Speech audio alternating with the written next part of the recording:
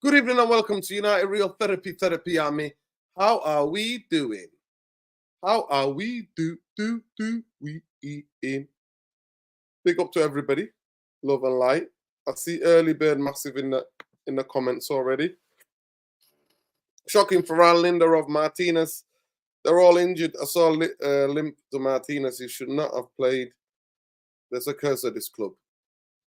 Yeah, there might be. But big up to everybody.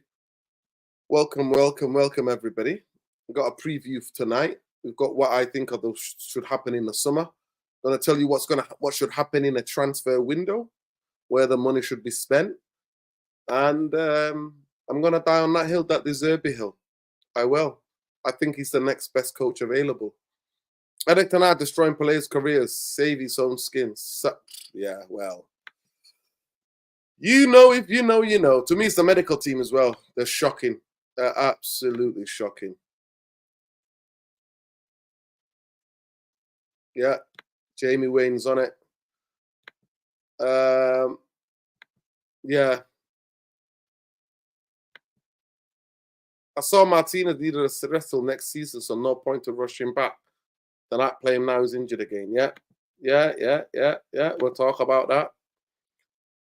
When you said Ten Hag is a clown, people said to me, it's crazy all you come in with my words now. Big up, Lilas. Big up. Yeah.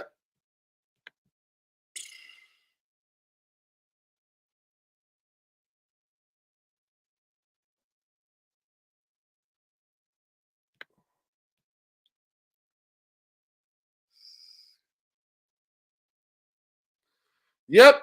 The comments are getting into each other, but big up to everybody. I don't mean to be silent. Big up to you guys. There we go. Hey. Big up to, honestly. Big up everybody. I've just got involved in the arguments. I just was quiet, just tapping away. Yeah.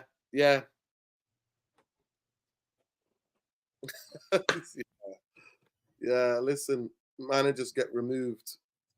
Players do that. You know, because in Italy, they hire coaches, don't they? They don't hire managers, they hire coaches. Big up to everybody. Big up Jarvis. Jarvis, how are you? I'm not IKEA. You're not IKEA tip. You know, I hate those Swedish Allen wrench thingy. I've been struggling. You know, it's too much for me. It's too late. I just want to talk football. Much needed break. Big up to everybody. Please smash a like on the video. Subscribe to the channel if you're not already subscribed. We've got a couple of things. I've got a couple of things to run you by tonight. Jarvis. Yeah. And first, so we're going to go with the preview. Is Chelsea versus Manchester United on Thursday night. Thursday night. You better get used to it. It looks like we're securing the top 6 now because of Newcastle and West Ham. Yeah. They drew today. Both of them drew today, so yeah. Yeah. It's a bit crazy, actually, what's going to happen in this game. But we know how Chelsea play. Chelsea have got good bench. They're attacking wise. They connect. They're scoring goals. Defensively is where they struggle. You can get at Disaster at the back. And the other young centre-half, I forgot his name. Somebody remind me. He used to have a brother that played for Watford. Shabala or something like that. Cowell. What was his name? Cowell. No, Shabala. Yeah. I know who you're talking about. Yeah. Those two have been struggling lately when I've seen them play. I didn't see their game on the weekend. I didn't see it.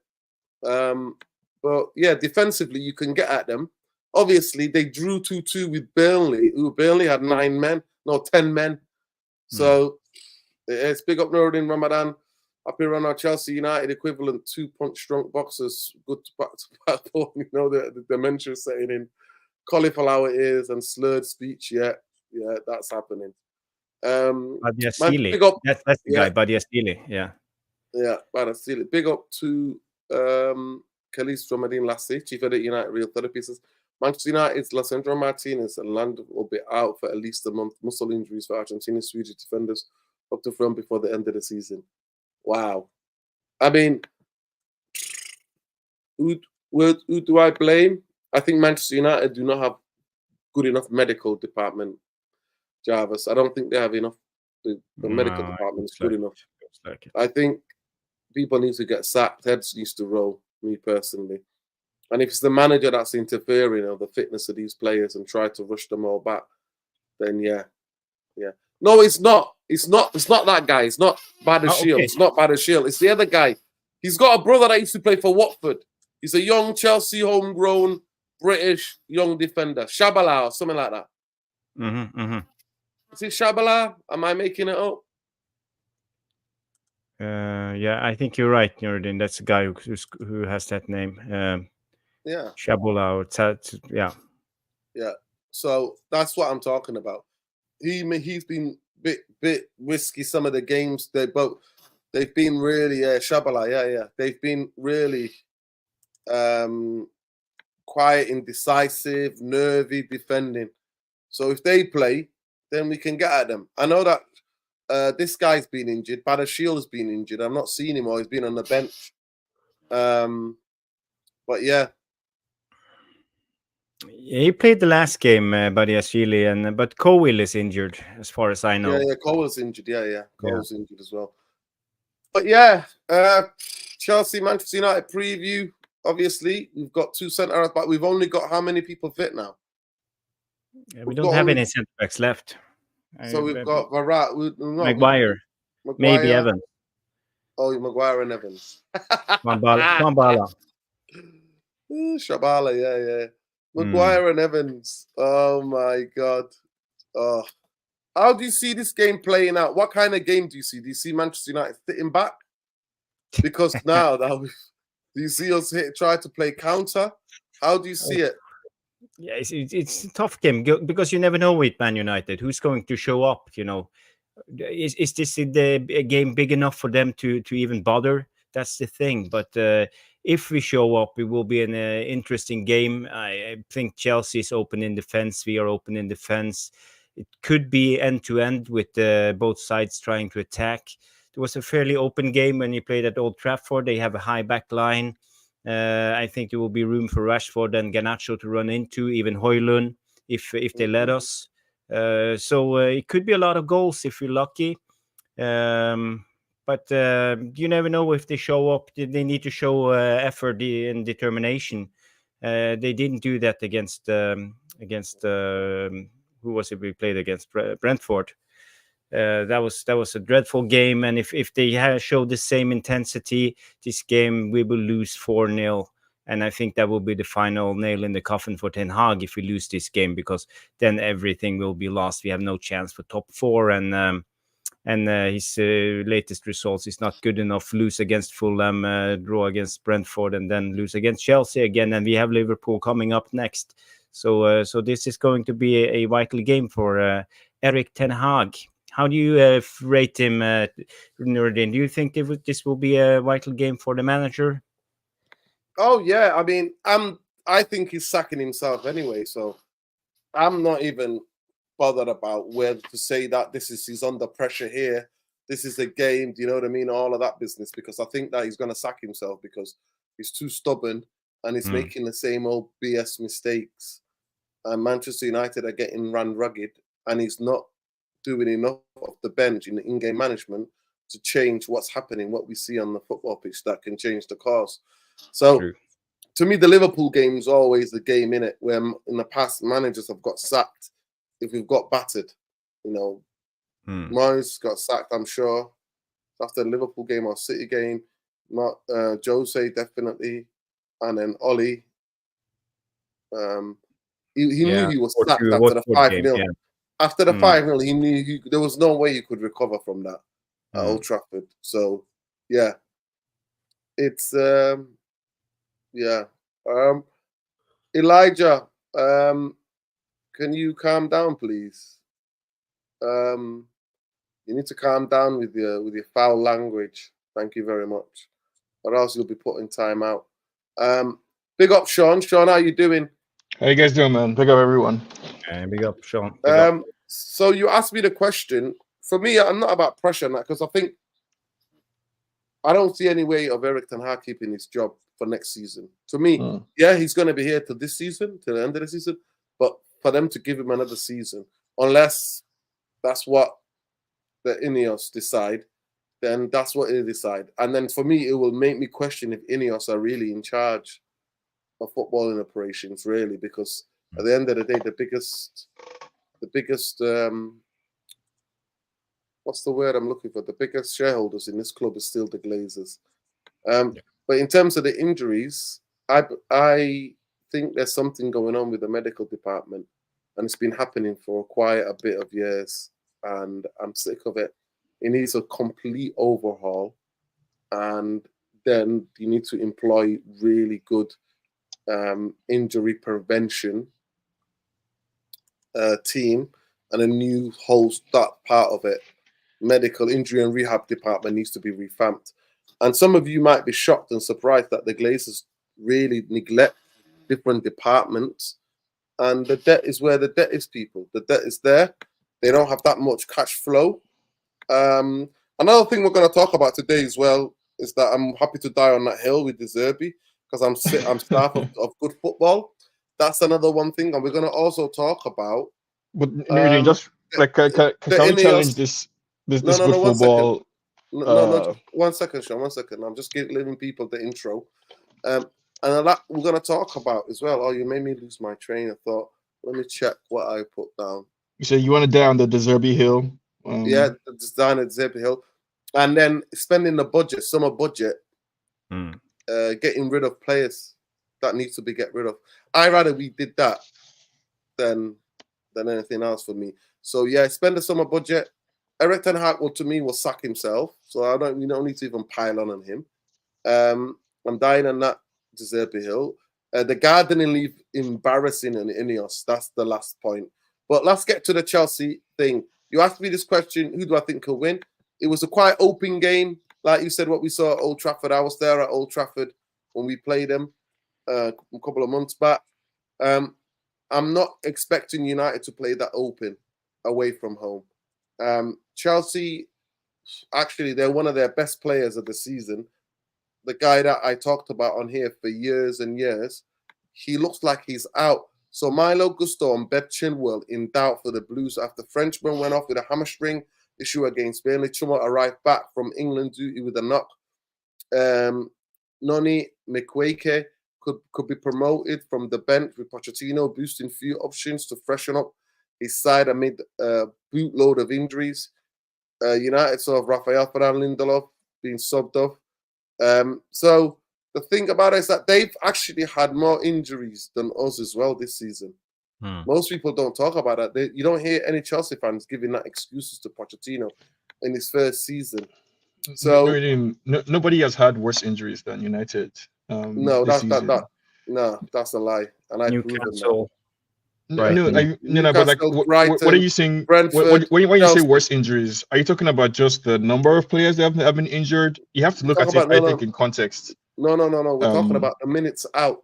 Minutes players are missing. Exactly. That's a stat that I think lends itself to extreme bias, because you can have a player who has, like Malaysia, for example, who would inflate the stats of number of minutes out. I don't think any other team, any other top 6 team has had to play 11 different back 4 pairings in a season, like United has. Newcastle. So it's Newcastle. I don't think they've had the same experience. I think Newcastle have had one game. Yes, they have. Newcastle have had their whole midfield decimated. Newcastle have had most of their centre halves. They're taking in turns the people who were out. The French, is he Belgium or where is he from? That guy, is he French? The centre half. I forgot his name. I don't know. It's Botman. He's been out. How many times has he been injured this season? And you talk about Brighton being decimated. Again, we talk about it. Brentford have had all their back 4 fully out, different back 4 playing, and they bounced us off the park the other night. Sorry, Sean. How many times have they had to play a different combination? Loads of times, especially in the back 4. in the back four with Brentford and Chelsea as well. Chelsea have had injuries to their back four all season. The only guy that's been fit is that Disasi. You know, that disaster, Mr. Disaster Class. The guy that United fans were trying to was linked with United. He's the only guy who stayed fit in terms of Reece Nelson, Ben Chilwell. How many times has Chilwell been injured? How many times has Reece been injured? How many times has Thiago Silva been injured? But you guys realize that we're doing better than all the teams you mentioned, right? We're doing better than Chelsea. We're doing better than Newcastle. We're doing better than Brighton this season. No, but listen, they've had injuries as well, and Spurs are not that far behind us in terms of the minutes. I think we were 9,079 days. Spurs were 9,049 days in terms of. No, but do you guys remember Conte's first season in Spurs? How wonderful they looked for the first half of the season or whatever. How wonderful they looked, like maybe the whole season altogether. And the second season, they were trash. I don't understand why Spurs are being looked at as an example of anything. When the manager has no credibility, basically, all he has to his name is a couple of months in the Premier League. Why should that be the benchmark? He's basically who Ten Hag was last year. No. That's a lie. Sorry. Okay. I'm sorry, Sean. Sean, you are absolutely waffling right now. Listen. Let me finish. You made some really fascinating. In your defense of Ten Hag, you made some really. Tell me why Postecoglou deserves any credit when all he has to his name in the Premier League is 8 months. Listen, they play the shittest football, and then he changed them to play some of the best entertaining football in the Premier League. They've been one of the greatest entertainers in the Premier League this season. What are you on about? The football they played, they are currently fifth on the table. Fabulous, yeah. And you know what? Nobody expected him to be in this position where they were. Nobody expected them. Everybody thought new manager Spurs, they're woeful. They're gonna be just mid-table mediocre. You lost Kane. Yeah, without Kane, and they've been one of the entertaining teams. They've been one of the story of the Premier League this season. And you're saying, how are you going? What are you talking about? No. I guess the entertainment doesn't impress me as much as it impresses you guys. Let me finish. Go ahead. I only wish, if God is watching and listening, we could have played 10 or 20% as good a football as Spurs played this season. I won't be complaining. I won't be leaving games. The contrast to the football they play and the football we play, oh my God. They came to Old Trafford with Højbjerg and what's the guy called? Gimp or whatever his name is. That guy, they bopped us around the park and we had like our home. It was embarrassing, 32% possession. They bopped us, dominated us. I'm sorry. I'm really sorry. Yeah, I'm just not impressed by entertainment. That just doesn't. Well, that's you, innit? Yeah. That's you. So on results-wise, Spurs, and on entertainment, they have been better team than Manchester United this season. And Postecoglou has been phenomenal this season. I would just say we've seen many of such people before come, look like a shiny object the first year and are unable to replicate it. Sean, I don't care. Sean, I don't care about shiny objects or not. We're talking about the current season. I'm not talking about the future here. I'm talking about the current season. Their talisman, their captain, their top goal scorer, Mr. Spurs, Harry Kane leaves. And they do what they do. There we go. This is the injuries for the season. Newcastle have been most decimated. Brentford, Brighton, Chelsea, Sheffield United, then Manchester United. There you go. Days lost doesn't tell me what I need to know about the injury situation at all these clubs. I'm sorry, when you look at a player, so when you look at a player, why does that measured by how long the player's been out? So when we pick up somebody's injury record, we go, is this player injury prone? Then we look at it and we go, how many days has he missed? That's what we usually do, don't we, Jarvis? We look at throughout the seasons, how many days has he missed? It depends. It depends what you look at, because the stats is telling Newcastle have had the most injuries. That's undisputable. But I think Sean's argument is it's the injuries on the key players we have had. because every when one you, of those have had key players. Brentford have the thing all is- their the key thing is, players. Chelsea, Licha, Brighton. Kobe Mainu, Casemiro, and Højlund is 4 key players that's been out injured a big amount of the season. And I think that affects the team a lot when those 4 are out in a way, because it doesn't affect us if McTominay is injured or if let's say Amrabat is injured. It doesn't matter. But the 4 key players. Okay, let me give you the equivalent of Newcastle. And you know, I don't support these teams. Yeah. Nick Pope, massive miss. Huge miss of their goalkeeper. That's true. Fantastic goalkeeper. Botman, their best centre half, gone. Longstaff, injured. The other guy, the kid that they had, the guy that they had from the guy who scores goals from midfield, Willock. How many times has been out this season? And then the striker, what's his name? The British guy, the striker. Isaac No, Wilson. Isaac, the other guy. Wilson. How long has he been out? I'm sorry, guys. I can name the players. I can name who's in and who's out. Yeah, no, but you come from a place where you compare us to other teams, and they have better squads in a way, or at least more balanced squad. Because that's one of the problems with our squad. We don't have a balanced squad. We have one striker. That's the thing. We don't have. Nuruddin, Jarvis is introducing context. We don't have a left back at the moment. They have been playing without the left back almost all of the season. I'm sorry, Jarvis. I'm really sorry. The manager played these players to death last season. Yep. I'm sorry to say. I was sat here and I was telling you and Sean and Bombay and everybody else saying that this is going to affect us next season. We said so, yeah, and you said so. That's true. So for me, I'm sorry. You know what it is? Cry me a river. This is self-inflicted. No, so you're saying different things now, right? It's one thing to say you don't give Ten Hag any grace for that because it's his fault. That's one thing. That's a different thing from saying actually it's not happening, right? That what May and Jarvis are saying is not happening. That's a different thing from saying, oh well, it doesn't matter as much to you because it's his fault in the first place. I'm sorry, Sean. I've just named you 5-6 key players to Newcastle. 5-6 players I've just named. But why is Newcastle being held up as a benchmark? Why are we looking at them as a benchmark for anything?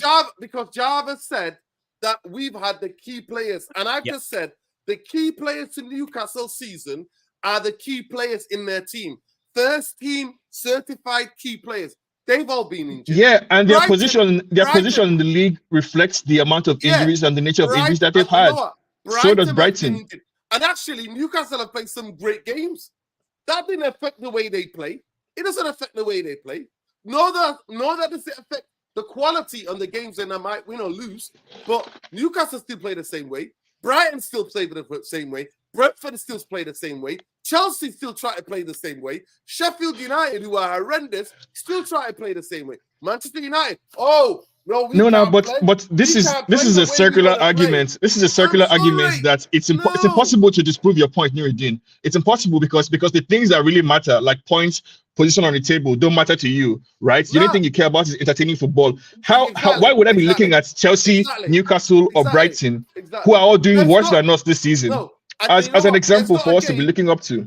And there's not a game that I've ever watched Brighton, Brentford, Newcastle, or even Chelsea, and I looked at Spurs and thought, they've just robbed that. That's daylight robbery. I can tell you 7 or 8 games Manchester United have daylight robbery. So what? Daylight robbery in terms of the way the game's been. So, no, that counts. That counts, Sean. I'm sorry, but that counts. Now, let me get back to the Chelsea I could also argue that, like...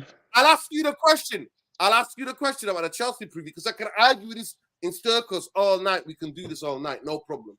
But we'll go back to Chelsea. What excuses are you going to make tomorrow to protect Eric Ten Hag? The difference fundamentally is that for me, Ten Hag when we get ripped on football inside, when we get out footballed, and then when we get out, somebody else left. What happened there? Yeah, no, the screen, it wasn't screen sharing anymore. It went from screen share to okay, sorry. what I would simply say is that like the excuse that I would have is the same excuse that I have right now, which is that Ten Hag unfortunately cannot rely on these guys. So he can do whatever he wants during training. They can try as hard as possible, but the moment the whistle blows, he doesn't know what team is going to show up. He doesn't know who is going to show up, or none of us know what Manchester United is going to show up that day. It could be the one we saw against Liverpool. It could be the one we saw against Brentford. So we don't know who or what is going to show up. And for me, that's why I'm still giving Ten Hag grace, because no matter what work he does, no matter what he does or what he tries to do, his failing appears to be not being able to open Rashford's brain and input the correct decisions into it. That appears to be his shortcomings. And I think, again, all these people that were comparing him to, like Brighton and Everton, I think, and Newcastle, I think there's a huge difference, a massive difference that I think people who criticize Ten Hag don't give credit to. There's a massive difference between managing a player who is on £50,000 a week and a player who is on £200,000 a week. All over the world, we see the impact of having to deal with big players and big dressing rooms. We've seen how big dressing rooms can damage ordinarily good managers and their failure to be able to manage the dressing room. Ten Hag at United, there is a cultural problem that cannot be fixed by tactics, that cannot be fixed by coaching. The reason why we signed Ten Hag in the first place, I would remind everyone, the reason we brought him in the first place was for his coaching ability. Every single fan who wanted Ten Hag in made that same point that Ten Hag is a good coach. He's a good coach. He knows how to coach players. He knows how to bring out the best in players. He knows how to coach teams. That's why we wanted him. For the same reason why we want De Zerbi now. We wanted him to be a coach, but he came into a team that has a cultural problem. A cultural problem, a character problem, and that's not something. And he's failed. He's failing failed miserably. He's failing. He's come out. I'm sorry, Sean. He's come out and said it, and Jarvis will back me up on this. He doesn't believe in training the players midweek. He believes the players getting used to the way they play in the system during the games. He said that. I feel like that's not a fair representation of what he said. Has he said that? Yes or no? That's not a fair representation of what he said. Relational football. It's about the relations with the players, and they will get used to each other, and it's a mess. So it's not exactly the way Nuruddin is framing it, as if he doesn't know what he said that. No, he said about the patterns and the rhythm. He said the rhythm and the patterns is in game. That's why he plays. He played 14 players last season. 14 players, majority of the games, 14. I was at Old Trafford when he played against Charlton in League Two. I was there when we played against Reading. I was there, and he was playing he's picking his first team, the strong lineups. So I'm sorry to say, Sean, what do you think of Chelsea? What do you think will happen tomorrow? And I ask you that again. What do you think? How do you think the game's going to pan out tomorrow? I'm telling you, I have no clue. Because this team is not reliable. Like, I have absolutely no clue what to expect from this United team. I believe in the Ten Hag manager. How much of that is an indictment of a manager? How much of that? That just tells you everything you need to know. How much of that is an indictment of the manager? Some of it is an indictment of the manager. I would agree, 1,000%. Some of it's an indictment of the manager, but I think more of it is an indictment of these overpaid sport players that we have. We're gonna come on to the next. We're gonna come on to the next topic, which I'm putting out there. I'm happy to spend the budget for the transfer window next season to get rid of players, to buy them out of their contract. I always have a problem when you make these kind of arguments. It really triggers me. You know how you get triggered? This thing you said, it really triggers me. Honestly. Because that's Sean, let me finish before you come in. So how the fuck do you then solve the problem?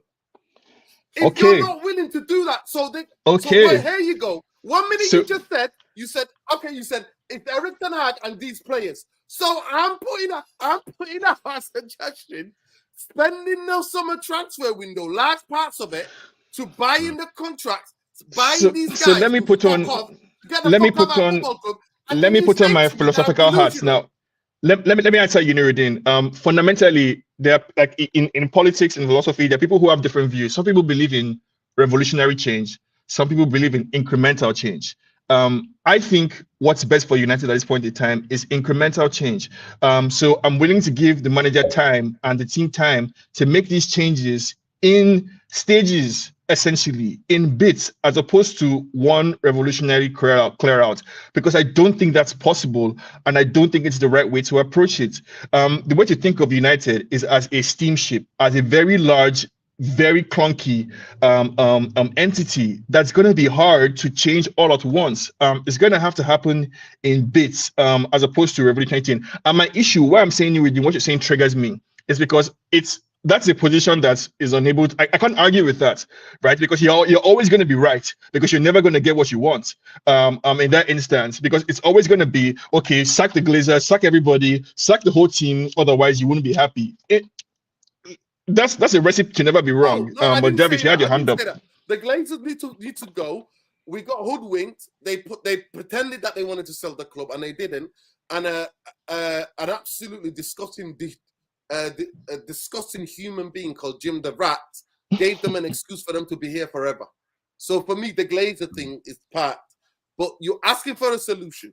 We've had the same problems for the past 11 fucking years, Sean. 11 years we've had the problem. So here what I'm saying to you, what's the point of signing more players of bullshit without getting rid of some people? So dividing the transfer window into two, okay?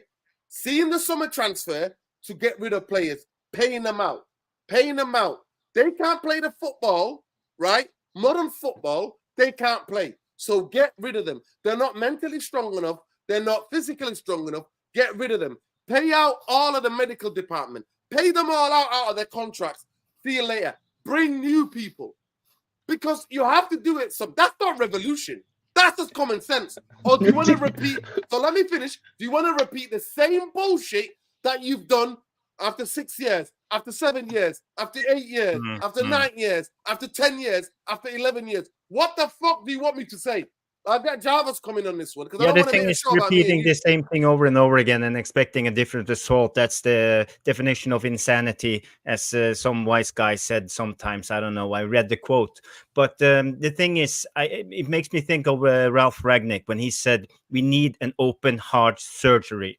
And people reacted to it. And when you think of it, he said open heart surgery. And it means you need to get rid of the dead weight. You can't half-ass it. You need to do it right this time. And he said it could be done in 1 to 2 seasons.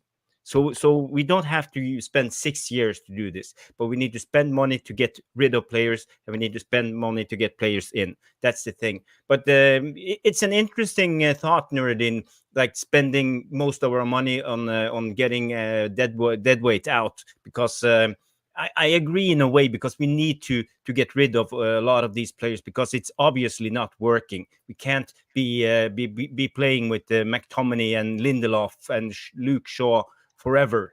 You know, we have to do something. So in a way, I can agree with it. And the other point is that get rid of the players that you need to get rid of, who are not here, who are not doing anything, and then try to sell and get decent money for the other players that you can. And then in the January transfer, or maybe I'm happy to wait. Like I said to you, this Ineos bullshit, because it's not full ownership, it's 25%, and the Glazers still being the major decision holders in this fucking club.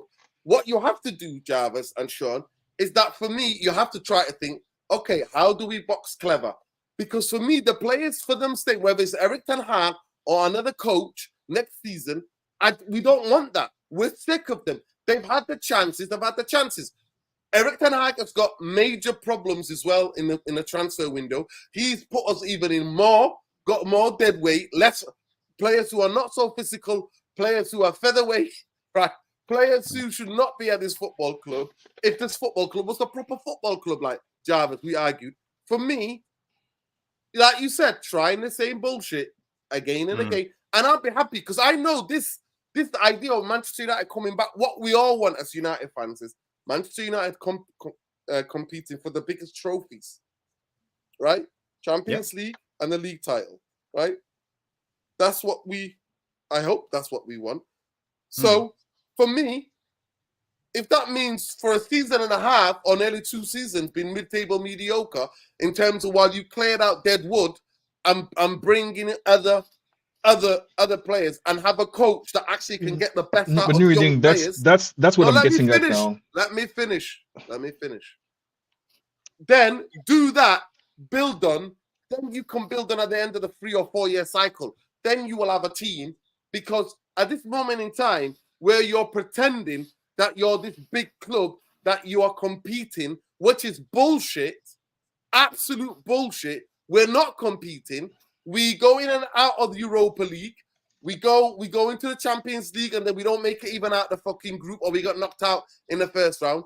All of this, cut all of that shit.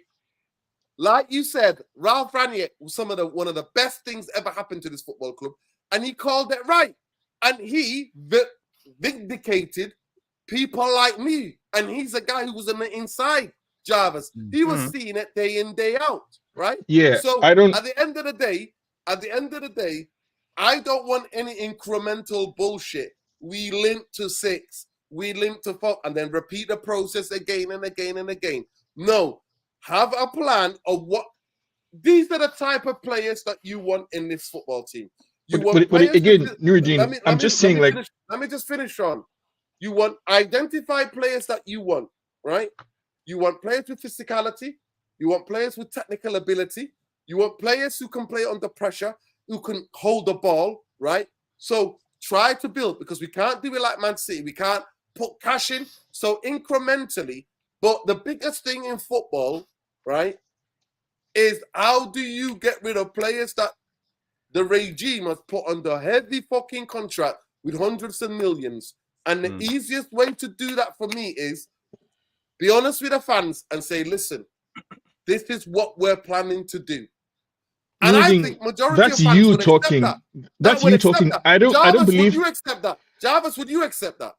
I don't think a manager can survive. Came out and said that. If they're honest about it, I would accept it, like being in a real build up, not like a half-ass build up, but the real build up. So Jarvis and Nuruddin, do you guys think any manager can survive? Any manager at United can survive 2 seasons of mid-table finishes? Is that the claim that you're making? Do you think any manager can survive that, finishing 2 seasons in a row mid-table? If there's a plan. Yeah. If they set their mind to it, look at Arsenal, how they did it with Arteta. Okay, so why aren't we willing to give the manager that we have now that chance? And just to follow up on the earlier discussion, because he plays shit football. And the earlier discussion about centre-backs pairing, you brought up Newcastle. I'm looking at the stats now. Newcastle have played only 3 different partnerships. Only 3 different partnerships this season. Who else did you bring up? Tottenham. Tottenham have played 5 partnerships this season. Who else did you bring up? Brighton have played 8. United have played 11 different partnerships, basically, this season. And the most common partnership has been Johnny Evans and Rafael Varane. How do you expect Ten Hag to be able to build anything consistent with those guys? With that kind of situation where you're having to play different partnerships. Fuck all to me. Postecoglou played Emerson Royale, who even is the 4th choice, or no, sorry, 3rd choice fullback, right back. Played him as centre half with the Welsh guy Davis. No, but how come Postecoglou gets the benefit of 8 months, but Ten Hag doesn't get any credit for last season and everything we saw? The clearest thing, the biggest elephant in the room, Sean. Wake up, Sean. Not who's there. Good football, entertaining football matches, entertainment. That's what gives anybody. That's a meaningless thing, Nuruddin, because it's subjective. No, it's not. How is it? It's subjective. What do you mean by entertaining football? Define entertaining football. Define entertaining football for me. Nuruddin, define what entertaining football means. Sean, I'm sorry. Sean. What is entertaining football? What does that mean? Sean. Sean, I think you need to give your head a wobble. I don't know where you are. Go wash the face. Nuruddin, it's a simple question. It's a simple question. You know what good football? What does entertaining football mean? You know what good entertaining football is? Good entertainment football is players, regardless who's on the pitch, a team having an identity to play the right way, passing out from the back, playing into midfield, doing third man runs, going to overload the box. Sometimes when you overload one side, switching the play, then going around on the other side, scoring goals. That's what entertainment football is, John. And if you don't know that, let me just repeat what you said back to you. I want you to Google. Let me repeat what you said back to you to see how it sounds. I want you to Google. Okay. I need you to Google it. I need you to Google what good football, what entertaining football is. I need you to Google that. Who plays? Entertaining football. Sean. No. Listen, you just Googled about the Newcastle and Brighton and all that. I need you to, and Spurs, I need you to Google what is good entertainment football is. And I need you to see what teams come up.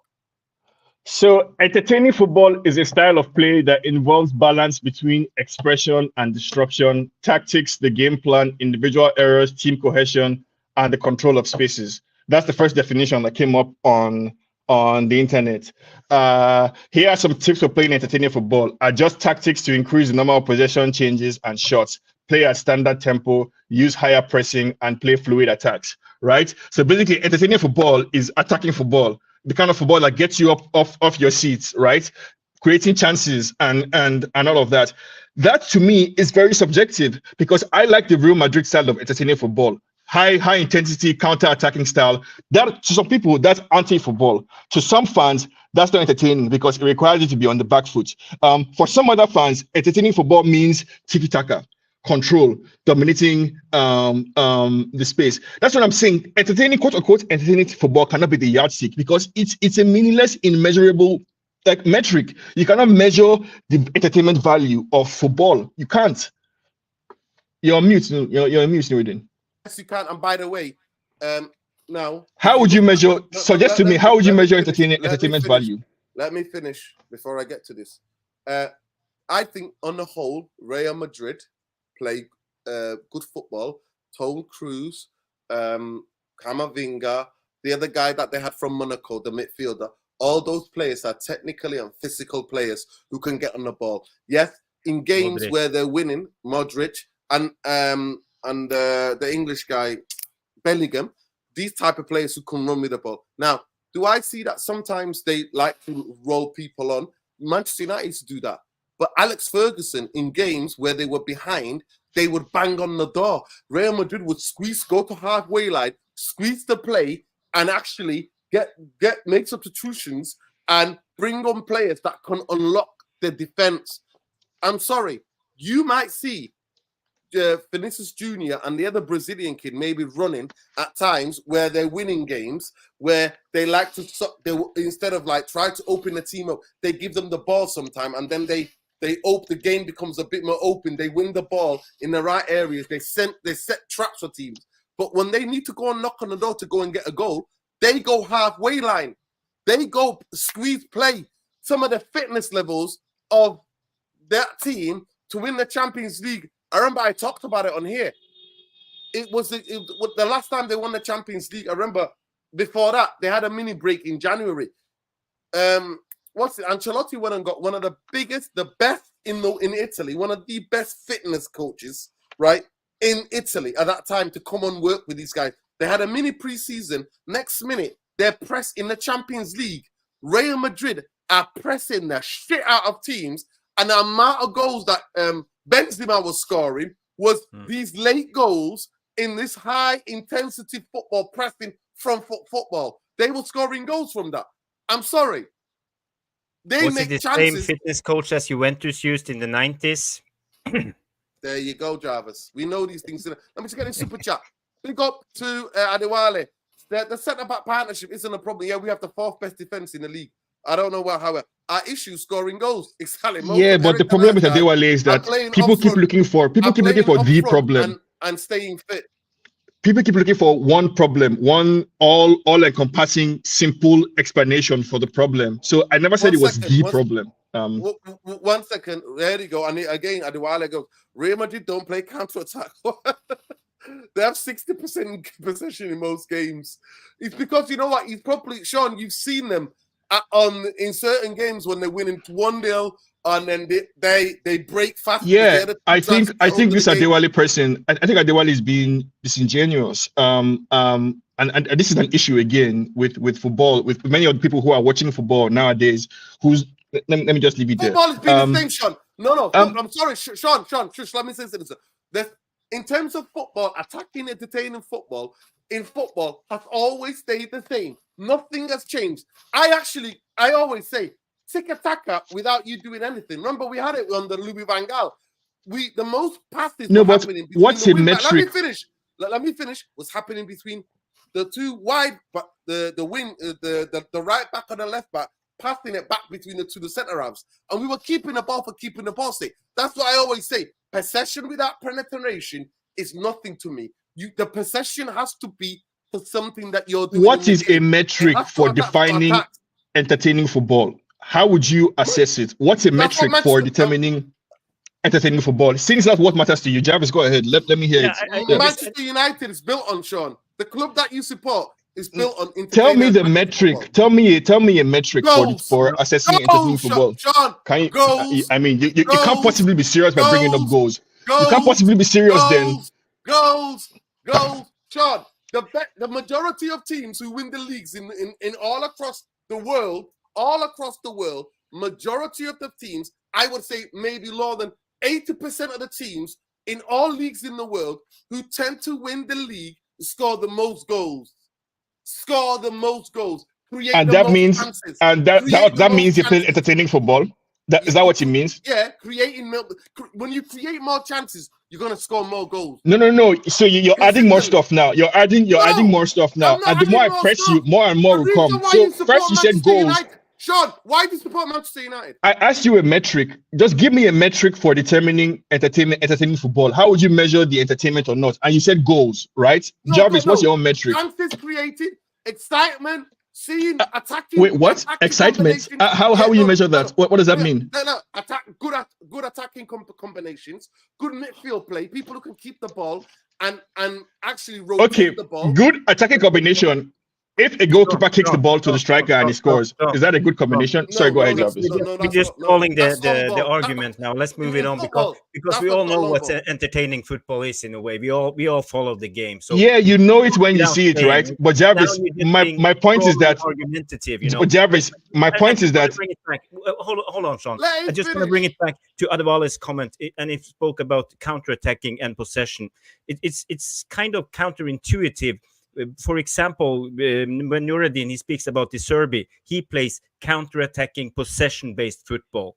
They keep the ball deep and suddenly they strike, counter-attack, or transition football with possession. So today's football, when it comes to tactics, it's all over the place. Most teams play tiki-taka, possession-based, total football, counter-attacking, and what's the Italian style, defensive style again. So most teams play all of these parts. A combination of all of that. Yeah, that's the thing. So when it comes to tactics today, and for me, entertaining football is when I see great tactics, when I see manager trying something different, when they, for example, when we chucked on Maguire as a striker in the dying minutes against Liverpool, I think that's very 100% fascinating to watch and see what the manager actually can do to change up the game. So no, but Jarvis. No, Sean, one second. When you watch Brighton constantly, what are the big things that tells you that what they do? They play out from the back. The guys go up. They always have options on the ball. There's always two other players away from any one player on the ball. They're constantly on the move. They over. What's the thing? They over. When they overload on one side, the ball goes out. They whip the ball across it. There are goals, regardless what they have. And I'm sorry to say, for a squad that's decimated by injuries this season, by Brighton, they still play the same way. And I watched them this season. So a couple of points just to make Nuruddin. A couple of points to make. Number one, all I was saying with the standard football discussion, Jarvis, and I didn't mean to get everybody bogged down in it. All I was saying is that is a subjective thing. It's not. That is a subjective thing, Nuruddin.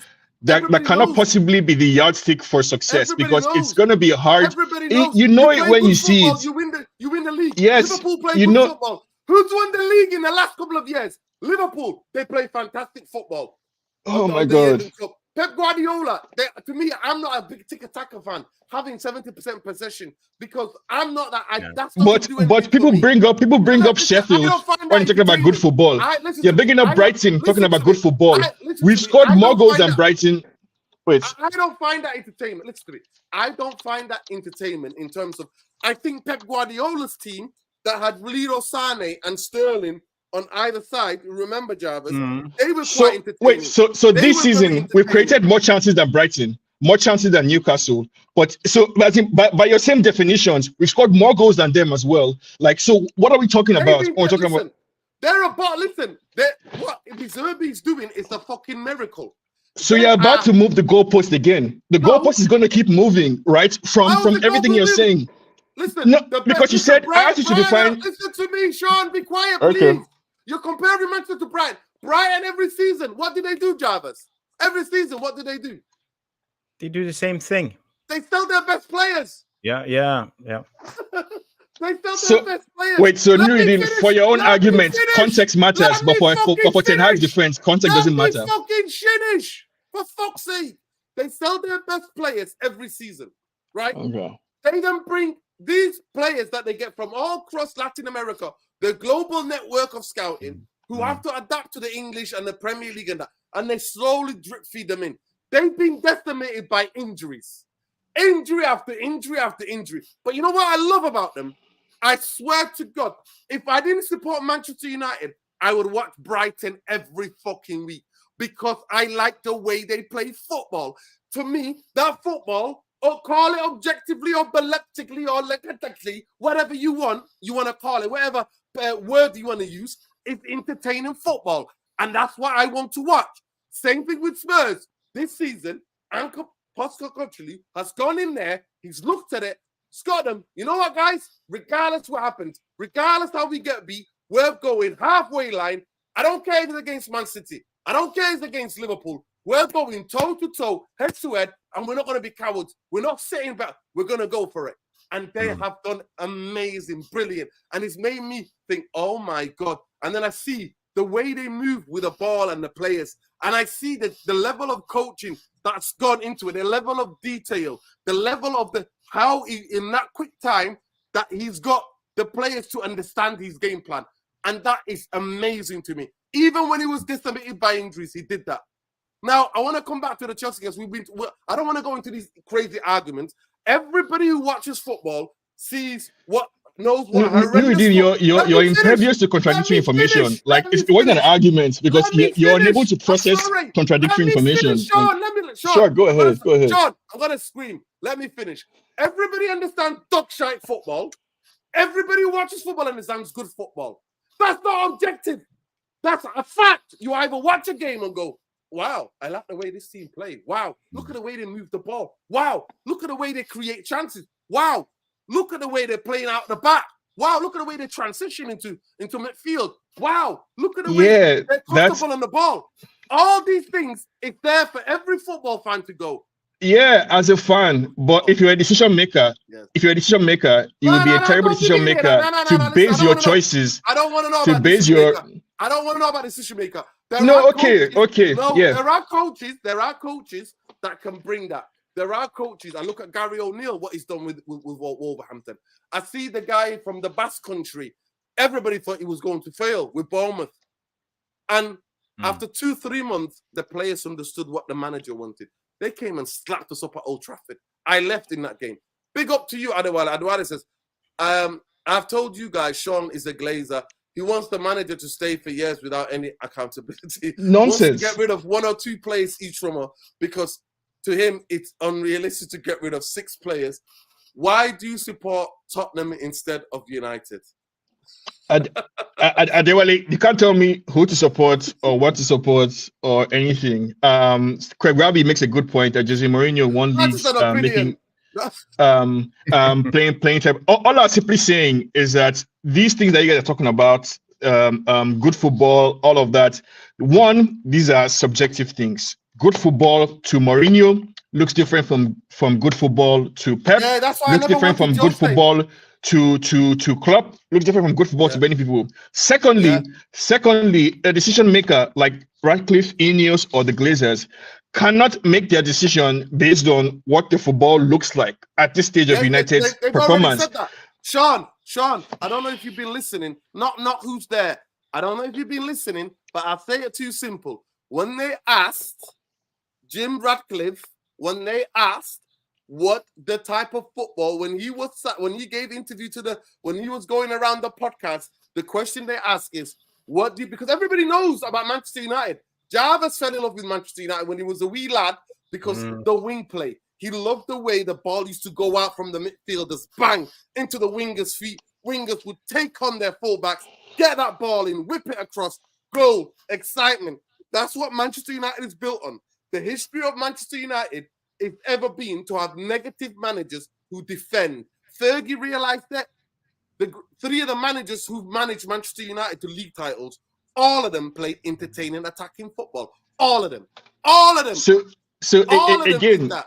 All of them did that. Again, like the type of like people who like in life will tell you, or if you're hiring, some people prefer to hire young people out of college who have no experience, because the more experienced people are usually set in their ways, and they're harder to change. That to me makes sense for why it will be easier to coach a team like Brighton to do what they're doing in Brighton or Newcastle or Sheffield than it would be to do in United when you have players who are, on 300,000 XYZ wages and all of that.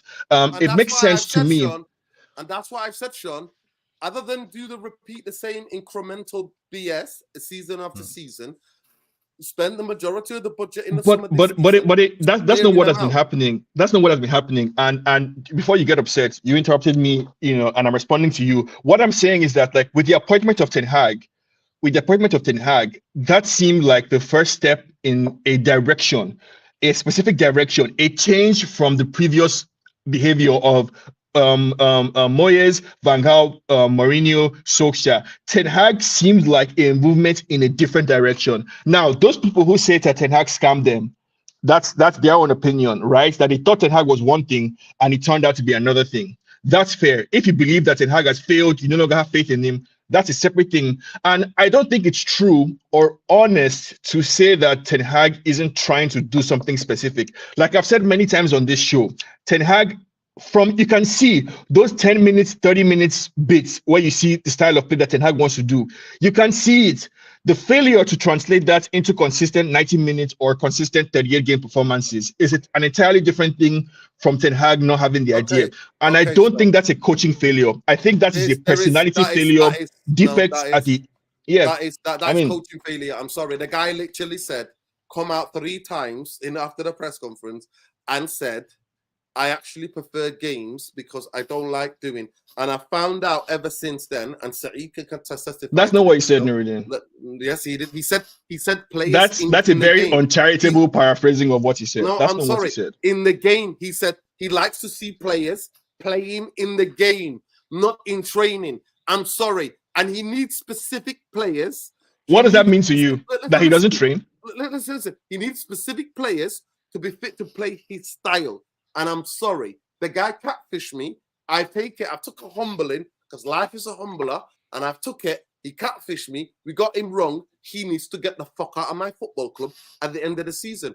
Cheerio. And we get a coach that can work potentially, especially some of the young players that we've got and are coming up in our squad. But I want to go back to the Chelsea game.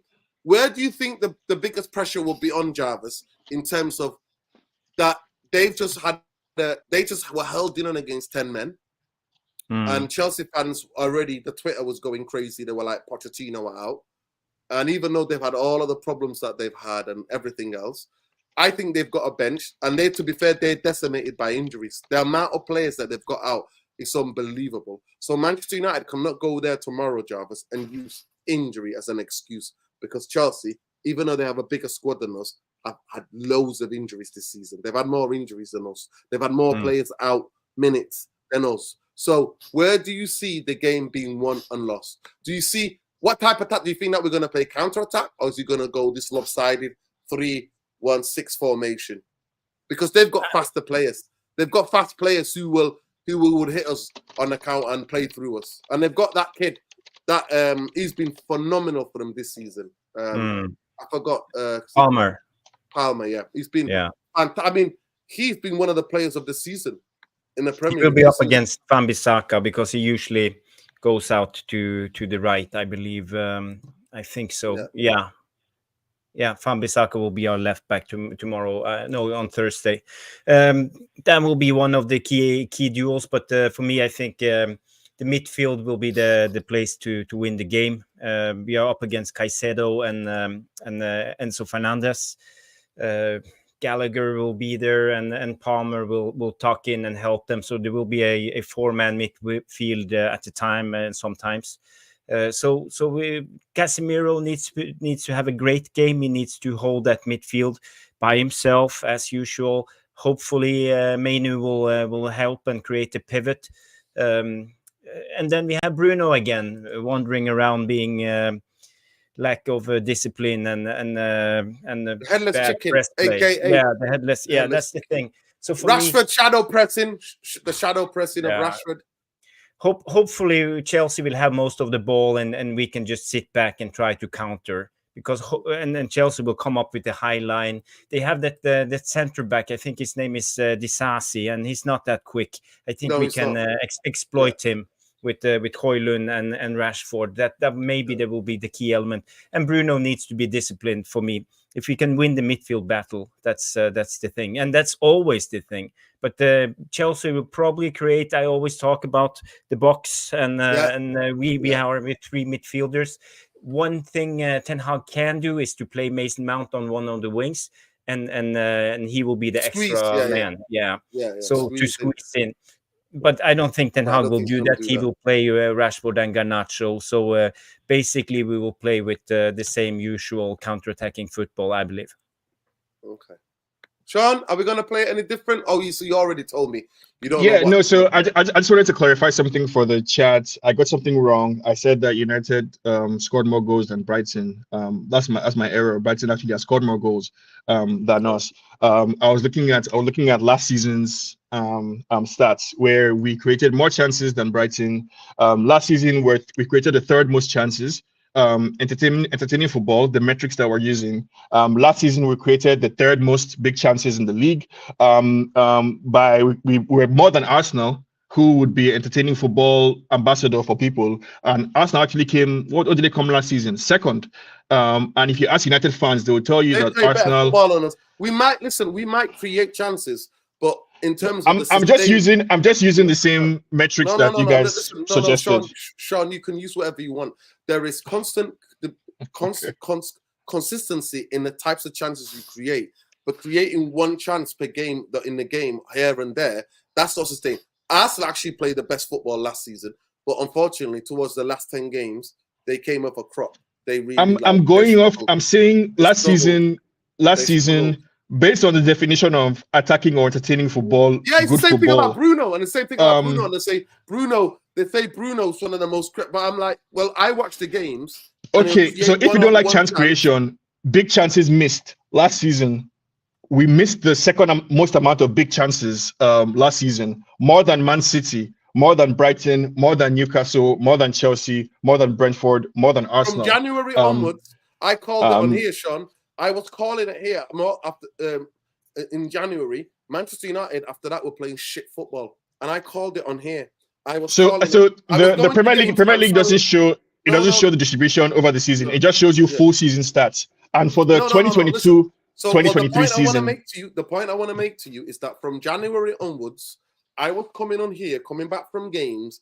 We might have won, but we were playing shit football. Go ahead. So do you believe that? So do you believe that there was ever a time where Ten Hag played entertaining football? Yeah. There was a period last season, and I think he was in and around the Barcelona game, I think he was from about October till before the World Cup.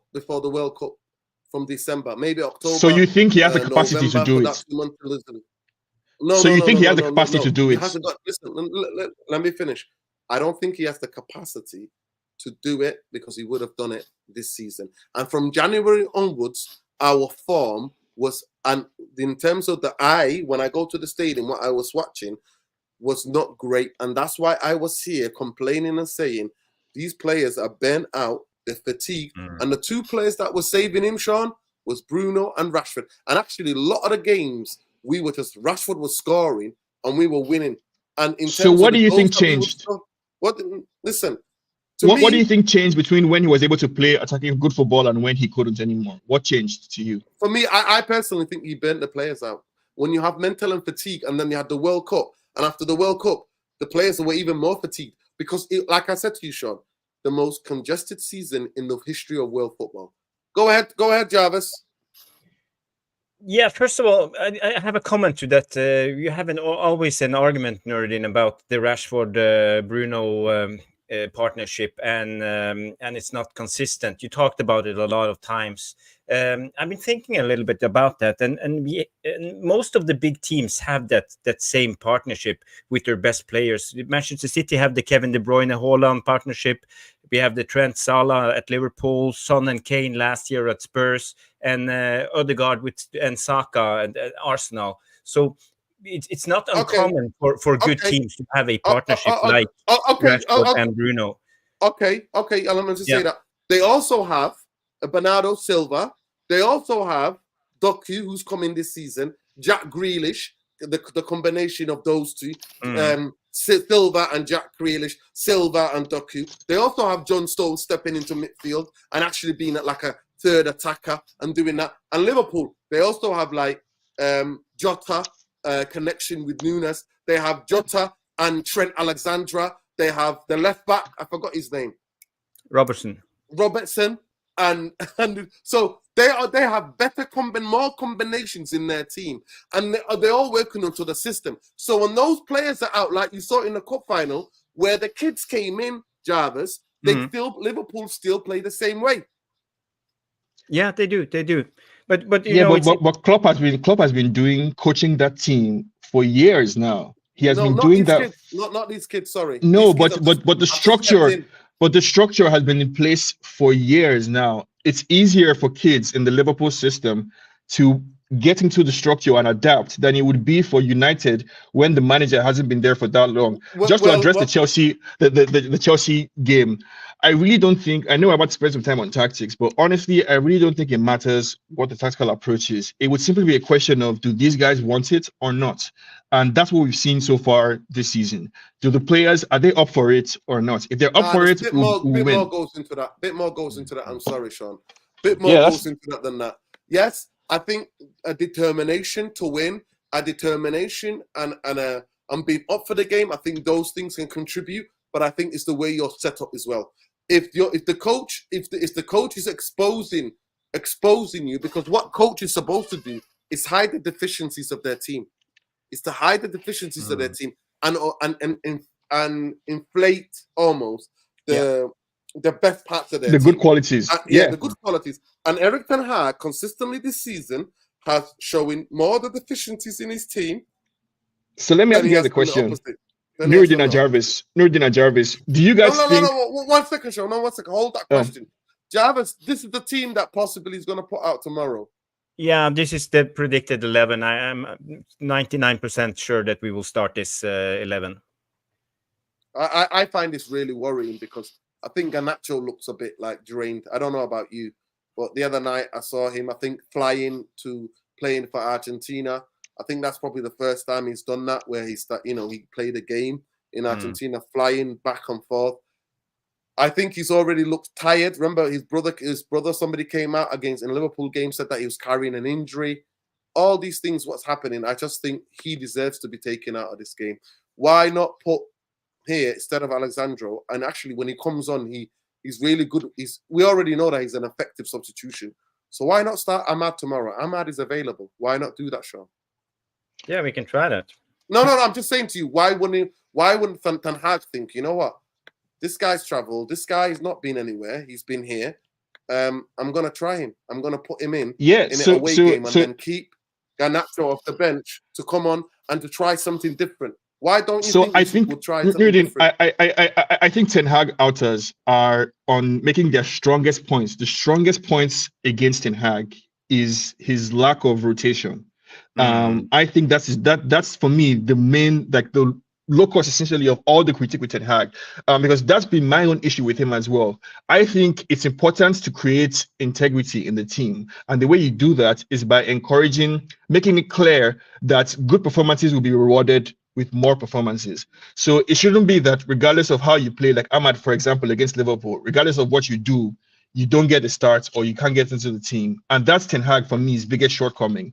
The question I wanted to ask you guys is the big spaces that we see, the space we see between the defense and the midfield and all of that.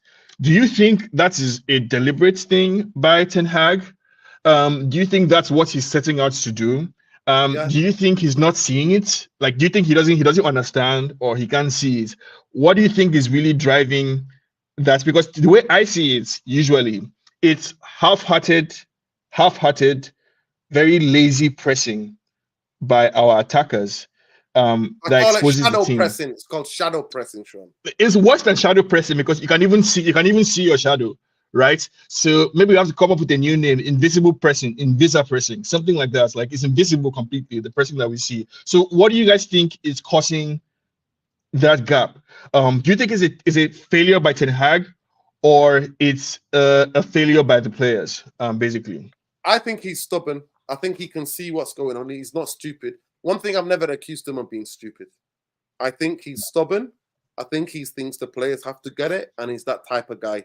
He thinks the players have to get it. They have to understand and get it, and they must do what I say. No, but isn't that the same reason why you like De Zerbi for the rigidity? No, because I'm sorry to say, on the De Zerbi Brighton, majority of the players can pass the ball to each other. They're not hoofing the ball up. When I see what Bruno's allowed to do, his lack of discipline, and it's funny. What's his name? I forgot his name. He made a video about it. We've been saying it on here. How long have we been saying it, Jarvis? Yeah, it was Rick. Rick made a video about it. How long we were calling it last season? This headless pressing, one person pressing, and his defensive, and his lack of positional play. It's to me, Bruno. What he's doing with Bruno, what he even does with Casemiro, this obsession with a single pivot is not working. It makes the team lopsided. The biggest thing is that when you press high, you can't have it both ways. You can't have your fucking cake and eat it. If you're gonna go and press high, you need to. I don't care if the two centre halves move like slugs. You need to press them high as much as you can and condense everybody. You can't try to create overloads and then have gaps in your play. You cannot do that. You can't. I thought we wanted a manager that sticks to his ideas. No, sorry, because it's not. It's not sticking to it. I'm sorry, Sean. So that's the point I wanted to bring it to you. It's not. It's half-hearted. So he wants Bruno, Rashford, Højlund, Garnacho to press, and then he would want the gap between the back four and Menu by himself. So when those four go and try to press, when they can't press properly, then the people get into our midfield and our defense, then we're exposed. And that is where the problem is. I'm sorry, Sean. Sorry, I won't be quiet. We look like worse than the Sunday League team. We look so lopsided. We look at the team that's got zero structure, and that is the problem with me because he's not doing it. If he was giving me this exciting football, that is objective to me. It's not to me, but to everybody. If Manchester United were banging in goals, scoring goals, creating, we were playing out from the back. He bought the goalkeeper to do that. We were playing out from the back, and he's coached everybody. I look at the Brighton defenders. I look at them. I think, who the fuck are these guys? And they play out from the back. They play into midfield. And Sean, we were still getting caught, right? And we were getting beat. I promise you, I'll be on this channel or anywhere with any platform and any microphone defending Erik ten Hag. So a couple of points to that, right? The reason why I'm not defending him, because it is so shit. When I go and pay my good money, go to that stadium and watch some of the my friend's team play better football than Manchester United. Go No, ahead, but Jarvis. Nuruddin, a couple No, of points to that. Sean, you come back, write them down. Jarvis has had his hand up. Go ahead, Jarvis. Yeah, I just want to say when it comes to the left-handed side of our team, when you see the heat maps, it's not just about how we attack; it's about the counterplay from the opposition. And Rashford is a weak point when it comes to defensively. So when the other teams build up against us, they build up on their right side, our left side. So basically, our players are drawn to the left side because of this. So Rashford is a weak point in our press play because he can't press. He doesn't cut the pass angles. You know, he just runs directly at the defender, so he's easily played through. And this is a big problem. And he gets picked every week. Jarvis. And this is a big problem because I can't understand why Ten Hag can't address this problem, because you can see it with your own eyes. And you know what, Jarvis? During the game, you don't need to see a heat map to understand this. You know what, Jarvis? I promise you, 6 or 5 session training ground on a training ground with videos showing him exactly how to do it would solve that problem. But Ten Hag doesn't want to solve that problem. He doesn't believe it. He says in game, we learn by in the game. That's what we learn. No, but Nuruddin, again, you're misrepresenting what he said. That's not what he said. That came out of his mouth. That's not what he said. Jarvis, please tell this argument. Did he not say in game? Yes or no? He said it 3 times. Did he say what Nuruddin is saying he said? Or did he say that experience is the best teacher? No. He said in game, the players playing together build the rhythm in game. They asked him, why you not doing it? Plays 11 against 11. That's why Sancho was kicked out of the team, because he couldn't keep up the intensity with the 11 against 11 exercise during training. We know my understanding of what Ten Hag said is that the most important thing, that training is not as important as in-game implementation. Not that he doesn't do the tactics in training and he only tries to do it in the game. My understanding of what he said is that he does train them tactics during training, but what matters most is what happens in the game. That is what I took from what he said. And I wanted to address a couple of points that you guys made, because all this thing about good football, again, I brought up the stats of 2022-2023. We scored more goals than the teams that we think play better football. Sean, we created more chances. Sean, you can get all the stats you want in the world. Man, after January, Jarvis was sat here. Jarvis, what was I saying after January? When Manchester United playing good football after January last season? No, we didn't. We played our best football right before the World Cup. And you said it. I actually made an argument. I think it was good for the team playing a lot of games, because we could drill our tactics. It's good when you are a player, you like to play games. That's the thing, and you learn. But you guys are like this argument is like heads I lose, tails you win, right? Either way, you're correct, because on one hand, Ten Hag can't do it, but he did it last season for half of the season. Not half. Sorry, Sean. Manchester. Let me remind you of last season, Sean. Last season, Manchester. I went to a home game, first home game of the season. Brighton. Manchester United got beat. We got absolutely tactic. Deserby fucking twisted. Did we play good football last season or not? Finish, Sean. You didn't let me finish now. You didn't let me finish either. You didn't let me finish. No, you didn't let me finish. Let me tell you,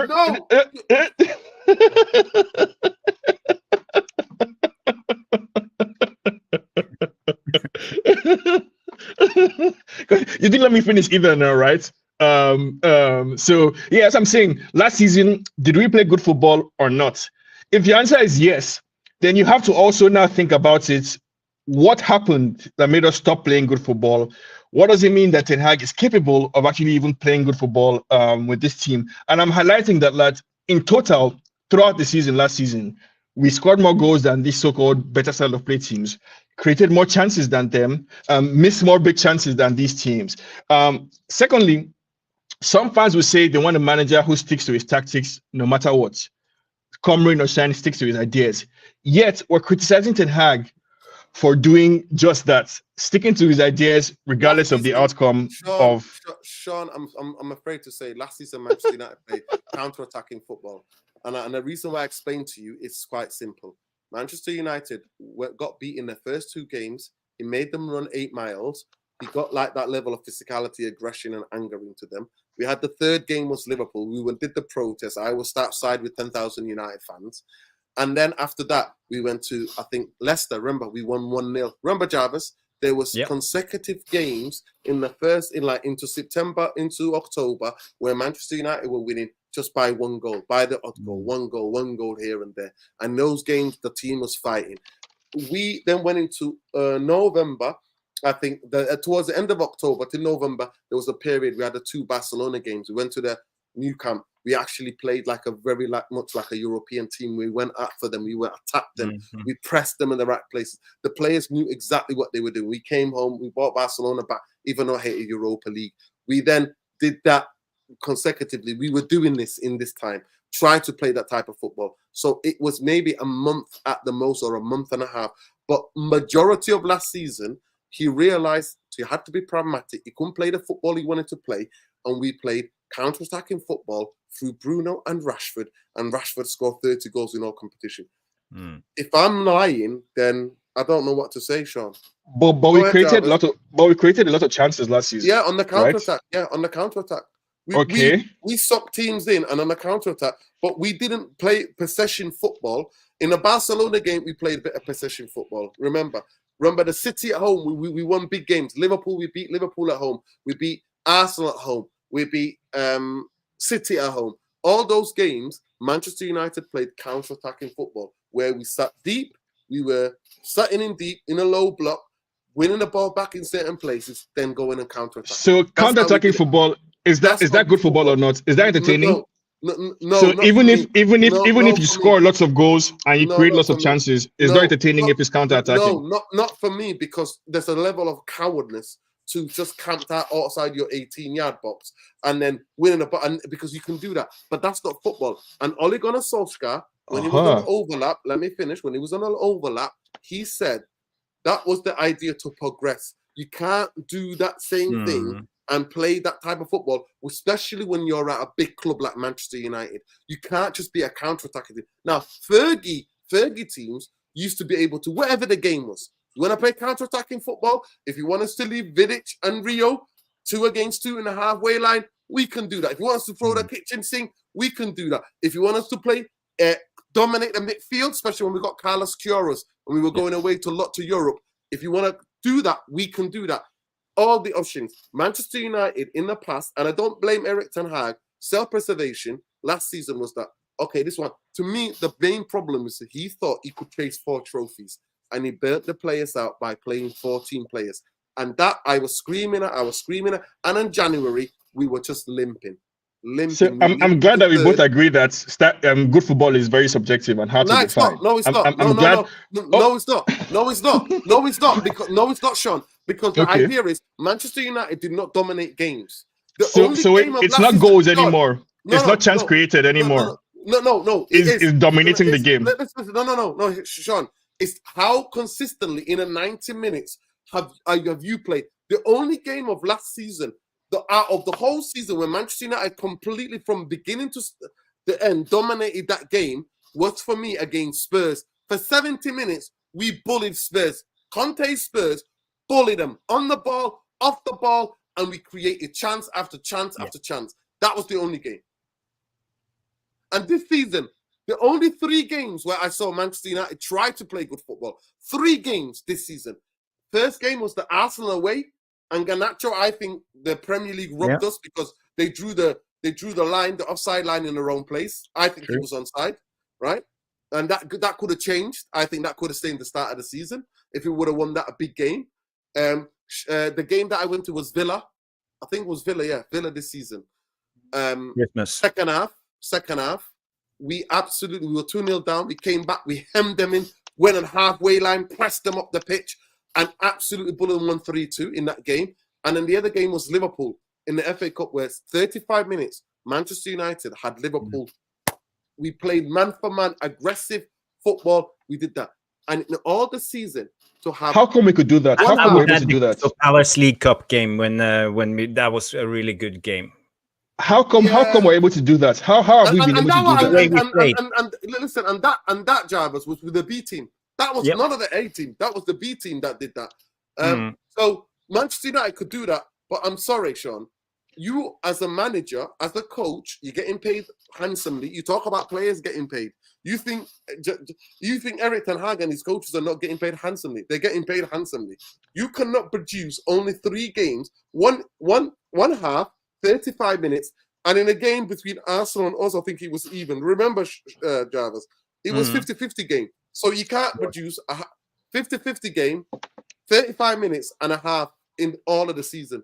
I'm sorry. That is so you think it's Ten Hag's fault that we're not able to produce it on a consistent basis? Yes. Okay. Because he refused to lay down the fundamentals. So when he sees something, like Jarvis pointed out, when he sees people not pressing and he sees that teams are literally getting us on that side, and that's why we look so lopsided. We always go lopsided on the left-hand side. We look lopsided, and teams then. So let me ask you, Nuruddin, how do you handle Bruno and Rashford? Listen, no, you get them off the fucking pitch. That's what I've been screaming, Sean. Where the fuck have you been, Sean? Follow-up question. So you bench Bruno and Rashford now. Yes. They are influential players in the dressing room, and they're causing everybody to be. All that fuck, Sean. You can't say that Sean, now. That's Sean, reality. Sean, don't sauce it up. Don't sauce it up. At the end of the day, it's simple. What you create, you said it before. You create equilibrium and balance in the squad. That was your words, or maybe sure. Right. So what you do is, guys, if you're not doing what I'm asking you to do, get off the football pitch. I'm gonna put somebody who might not have your quality, but it's gonna give me exactly what I want, and that's better for the team. Simple. So that's in theory. In reality, no, that's not in theory. No, that's in theory. Done that before. Coach, that's in theory. In reality, done that before. In reality, Sean, I'm sorry. Pep Guardiola, Fergie used to do it. Remember Fergie? Jarvis, can you tell how much Fergie used to run out and go, do that again? You're coming fucking off. Yeah, but these examples that you're giving are people who have established legacies at their clubs and were therefore unquestionable. Well, Ten Hag hasn't gotten to the point where he can be that ruthless. Sean, I want you to have a look at Jurgen Klopp in the first 6 months of Liverpool. If the players were not pressing the way he wanted them to press, he was asking them, what are you doing? What are you doing? Same with Pep Guardiola. Remember Pep Guardiola first season at Man City? They got beat 4-0. It could have been 5 or 6 at Everton. Remember Jarvis? We watched it. I was watching it. What the hell is going on? They were getting bepped everywhere. But he was telling, no, I'm asking you to do the same things. And if you're not doing it, you come off the pitch. So didn't Ten Hag drop Luke Shaw last season for Malaysia? Didn't he drop Maguire? Didn't he drop Rashford at some points? Didn't he drop Anthony from the team also? No, he didn't drop Rashford. He dropped Maguire. He didn't drop Luke Shaw. Shaw was unfit, and I think he gave him time to get fit. Right? That's what he did. And for me, it's what it is. And I don't want to replay this thing. Eric Ten Hag is going to get himself the sack. We realize that. What do you think the score's going to be tomorrow over Chelsea? Go to you, Jarvis. Yeah, when you talk about doing stuff like you're talking about, like pulling players out if they don't do as the manager tell them to, that's part of the Man United, I would call it legacy or the fundamentals of the club. We had yesterday on MUFC Realist TV, we had Phil Marsh on, and he told me a story. I watched it today, Jarvis. Brilliant show, by the way. I watched it today. Thank you. And after the show, he told me a story about when he played for the under-17s. We had the Brazilian manager at Man United at that time. Yeah, the coach. The coach. And Phil Marsh came on after a long injury, and he did a Rabona, perfect Rabona, into the middle, and the player almost scored on the header. 1 minute later, he was subbed off, because the coach wouldn't accept it. That's not the United way, how they play. That's not how we plan to play. So in a way, this is the Man United legacy. But Ten Hag is not following the rules in a way. He should have courage enough, be bold enough to say to Rashford, if you don't press the right way, you're out of here. Same with Bruno. If you can't be disciplined, you're out of here. Ten Hag should show more guts when it comes to being a manager. And this is what I said last show on this and the match reaction. This makes me doubt on Ten Hag, because it doesn't seem like he's big enough to be the Man United manager. He don't have. But Jarvis, do you think he doesn't have the capacity? Do you think he doesn't have the capacity to actually learn some of that on the job? Or you have to come with it? Had 2 years now, so I was hoping all the time that he would grow into the role, but he doesn't seem to do that. Are you saying you've not seen any signs of? Are you saying you've not seen any signs of ruthlessness from Ten Hag? Any signs of being able to put players in their place when necessary? Not in game management. No, there's zero ruthlessness in game management, and that's where you want the most ruthlessness. You want that manager who's on a touchline, him and his coaches advising him to go make the decisions that change the fucking game. That's when you want. That's when you want there. You're not doing anything. Come the fuck here. Talk to them. What the hell are you doing? What the hell are you doing? If you do that again, you're getting off the pitch. So are we talking about like these same players who every time the going gets tough, they are leaking to the media, complaining about how the training is too hard, or they don't want to train in the night. By the way, that happens. It doesn't happen to every club. No, it doesn't happen to every club. Yes, it does. Yes, it does, Sean. But the problem is that with Manchester United, because of the media hype, that gets reported more because of exactly. So it's not the same for every club. It happens most clubs. Jarvis will tell you. I played football. Jarvis played football in terms of. I played amateur. No, not amateur. Sorry, below amateur. Jarvis played amateur in Norway. When they're despondent, when you have a squad where players are not getting a game, it's the rule 101 of football. It's been there from day one since a team or squad has ever been created. Because back in the first 50, or maybe say the first 30 or 20 years, or maybe 40 years of football, you used to just have 11. One of them got injured. He used to broken arm. Used to carry on. As the game developed, a squad being created, substitutions, all of that came on. Soon as that was created, you always had disgruntled players. That is it. You hear about it more because it's Manchester United. Everybody wants to clickbait. Yeah, that counts for something now. That counts for something. The media environment around United counts for something because that's an extraneous thing. Exactly. That's some. Well, the big club, Sean, should be able to handle that and tell these players we don't give a fuck. But instead, what do? We give them bigger contracts. So what you said is should be able to handle that. Should be right. Well, I don't think big clubs handle that. No. I'm saying at United exclusively. I don't think that's the kind of thing we can buy ready-made. Big clubs handle that, and you know what? Even Brighton handled that. Remember, Jarvis, there's certain things that Trossard wasn't doing at Brighton. He got benched because De Zerbi didn't like what he was doing. He got benched. He was like, I don't want to play for him. Brighton were like, sorry, we believe in the manager. Terra, see you later. Good riddance. Oh no. So this is great. This is great now. So who do we sell? You have Bruno Fernandes now because you don't like him. We want to sell him. Not, I don't like him. He's just been playing. No, okay, no. He's not playing the style. We have to get rid of Bruno Fernandes, right? Yeah, remember, Bruno is on a very valuable contract. He still has several years on it. First of all, how much do you value Bruno? How much do you value Bruno? I'll take 45 million to 50 million now. You take 45, right? 45 million for Bruno. Let's say Chelsea comes and wants to buy Bruno. Do you sell him to Chelsea? Yeah, I'm not scared of Bruno. I'm not. You sell him to a rival? I don't give a damn. Me, I don't believe in this that we can't sell. To me, there's a big thing about Liverpool and Manchester United. It's a tradition. Two of the biggest rivals. But any other team, Manchester United sold Varane to Chelsea. We got Mason Mount from Chelsea. I don't see the big problem for me. I don't see the bigger. Especially now, this Chelsea, Matic. What if it's Arsenal that wants to buy him? You sell him to Arsenal too? Well. Listen. At the end of the day, for me, it's where I can get the best money for. Because if I've got a plan to replace him, I want the best money. And if Arsenal be it, then I don't think you're being entirely fair, Nuruddin. I actually personally think Arteta would not want a player like I agree with you on that.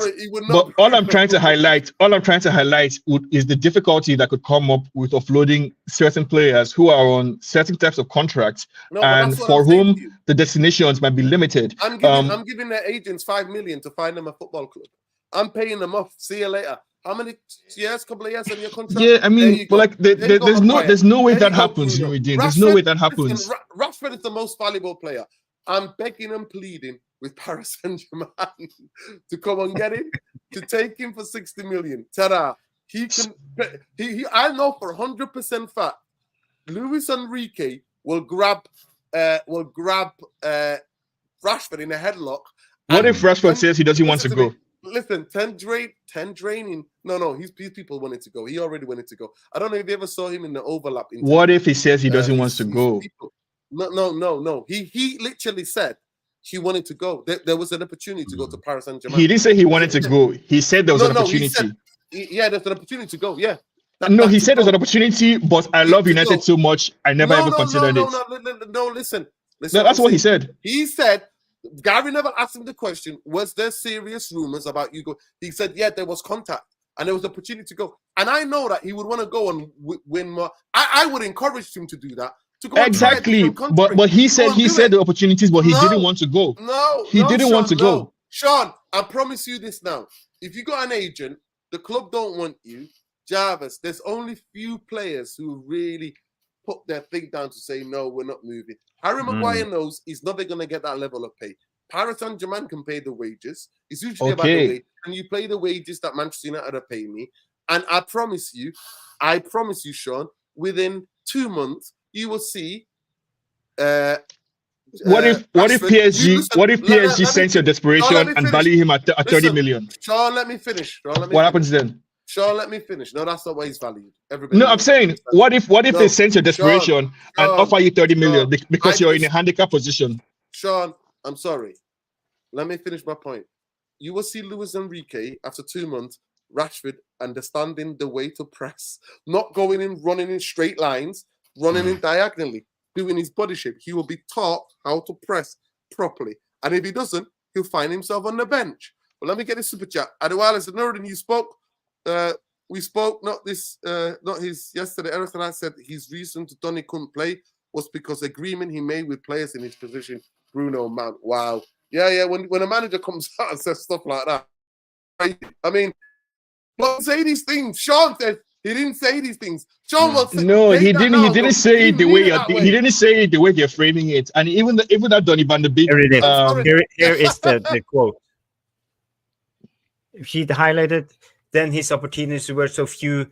Also, we made appointments and agreements with players, and there were conflict in those positions. So it basically says they made appointments and agreements with players in that position. But is that abnormal? Is that abnormal? Isn't it standard that when players are signed? No, but part of your contract when you sign a player. When you sign a player, part of your contract is your status within the team. So nobody's guaranteed. Sorry, not Sean. playing time. You're not guaranteed playing time. You're guaranteed a status within the team. So whether or not you're a starter, key player, I don't remember all the designations. There's key player, there's starter, and then there's squad player. So it's very possible that we made commitments to Mason Mount and Bruno that they will be key players, which connotes a certain amount of game time. Also, there's more to the quote than the second half. He left out the whole first half of the quote where he said he struggled a lot recovering from injury. He went out on loan. And also, there were these things. So it's always more complicated than fans are making it out to be, number one. Number two, but a lot of this stuff is... Sean, let me break it down to you. This is not about Ten Hag. For me, it's more about the club, the power of the club with agents, with the politics into the club, probably the Glazers with the but he's agreed to it. Everything it's not about the manager. And Eric Ten Hag tells openly there's agreements and appointments, and maybe he's agreed to that. No, Jarvis, don't miss out the bit. He's agreed to with the club. He's agreed to the plan with the club, Jarvis. You didn't agree to it. He said it. Obviously, the club is putting pressure on Ten Hag on which players you want to play. But he's agreed to it. Nobody put a gun to his head, Jarvis. Nobody. Van Gaal told him, and the first press conference, Eric Ten Hag said, "I'm a big boy. I know what I'm coming to. I know what I'm walking into." I remember specifically the journalist asking him. Adewale says, "No top 16 buys Bruno." Up to you, Adewale. Jarvis, the game tomorrow. What do you think the game's going to be? Score, please. Yeah, high scoring game. I think 3-3. I think because of Chelsea's defensive deficiencies, Manchester United can win tomorrow. Manchester United can win tomorrow if they want to win this game. You can win. One thing I do know about Chelsea, their strikers, their forwards miss chances. They absolutely miss chances. So we'll have to just in a game where Unana could have a fantastic game, Jarvis and Sean, and in a game where Manchester United may be able to take their chances, because I think with Chelsea, even the bottom teams create chances against them. And many teams have gone there to Stamford Bridge this season and beat them comfortably. Wolves being one of the other teams that to do that. Shaw, what are you talking about? Not guaranteed game time. Stop. I never said anybody was guaranteed game time. Adewale, you should listen. Think about listen more how closely. we run teams. They run. It's not done anywhere else other than United. Eric Ten Hag has agreed to these things as we. 100%. He has. He agreed. He came out and said, it will help you. Listen to me. It will help Adewale to listen. Listen. At the end of the day, he heard what he heard in it. I say, that's the problem. Listen. I heard and Adewale. That's what from what you said. That's how he's reacting to it. I say this to you, Adewale. He agreed and he said he's got veto. 50% veto, 50% the club. And things he doesn't want to agree with, he can veto. And he was warned by Van Gaal. And the guy asked him on the first day of the job in the press conference, and he said he's the big boy, he knows what he's walking into. So that's how it is. Did we cover the most of the subjects? Yeah, we said that we need to get the players out. Chelsea game tomorrow, tactically. Manchester United are going to do the 3-1-6 unless we do a low block and counter-attack them and give them the ball. But I think their match winner, everybody knows and sees their match winner tomorrow.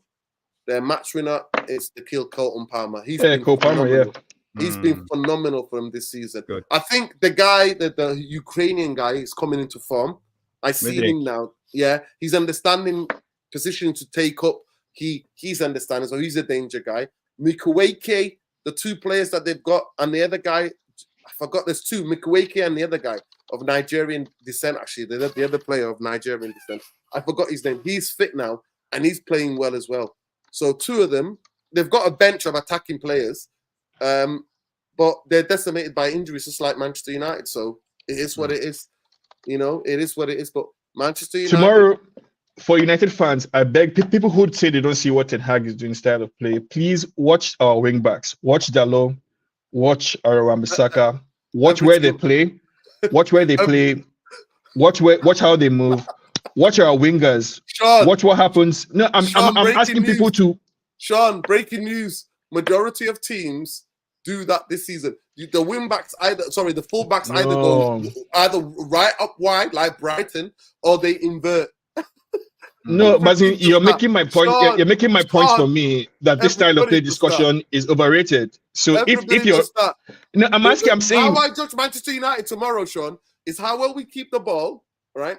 It's how well we attack again and again, and how well we create chances. So when you say keep the ball, I like that. Yeah. For keeping the ball, United fans, I beg watch where our build-up breaks down. Watch how it breaks down. Each time it breaks down, watch whose fault it is. I'm going to suggest now that it's going to break down at Rashford, Bruno, and Garnacho. That's where our attack would break down. Why are they on the pitch? Most of the time. Why are they on the pitch? Great question, honestly. Why are they on the pitch? Why are they on the pitch, John? Why? You said create equilibrium and good discipline amongst all, and fairness amongst the squad. If you're not doing it, you're not. But he put all these eggs in one. Other than putting it in a system, he put it on individual players. Yeah, no, I agree with that. Majority of managers put it into the system and then get the best out of individual players in the system.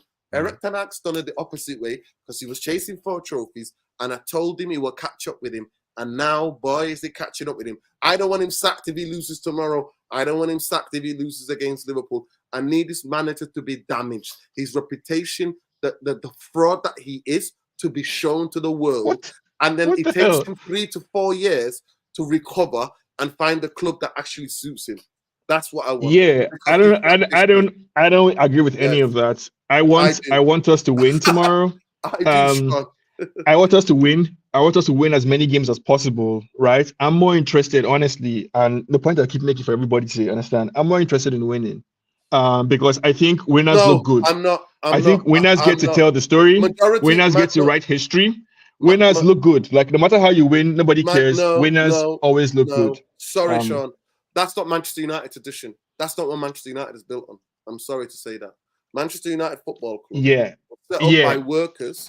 Unfortunately for you, Nuruddin, you're not talking to a 20-year-old. Sean. I watch United too. I grew up watching Manchester United. It's not true that we never won games. Sean, I'm explaining to you. Half Saturday, Manchester United, and throughout, in certain times in the season, you're allowed to maybe have 10%, 15% of your games that is not really, nothing's happening. You could play bad. But majority and the general flow of the season, Manchester United fans have been brought up and grown up to generation by generation to be entertained. Walk into Old Trafford to be entertained. And so by entertained, you mean goals, chances created? No. Where Manchester United can play every style of football in terms of, except for sitting back and defending against their own box for the 18 are like cowards.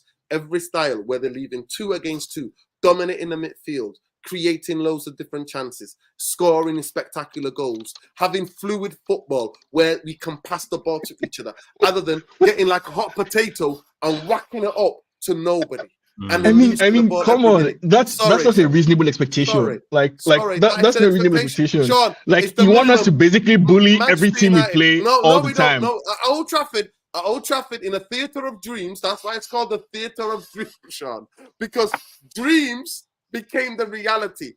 This football, this club, on the even horrible pitches, playing fantastic football. That's why Jarvis has got that little twinkle in his eye, because he remembers as a kid growing up in northern Norway, in one of the coldest places in this world, watching Manchester United and going. Yeah, I remember watching as a kid too. I watched United as a kid too. When Jarvis was watching United weren't winning. They were nowhere near a league title. Manchester United were known as a cup game. But the games that where we could get in Norway, Manchester United could play on their day, any given day at Old Trafford.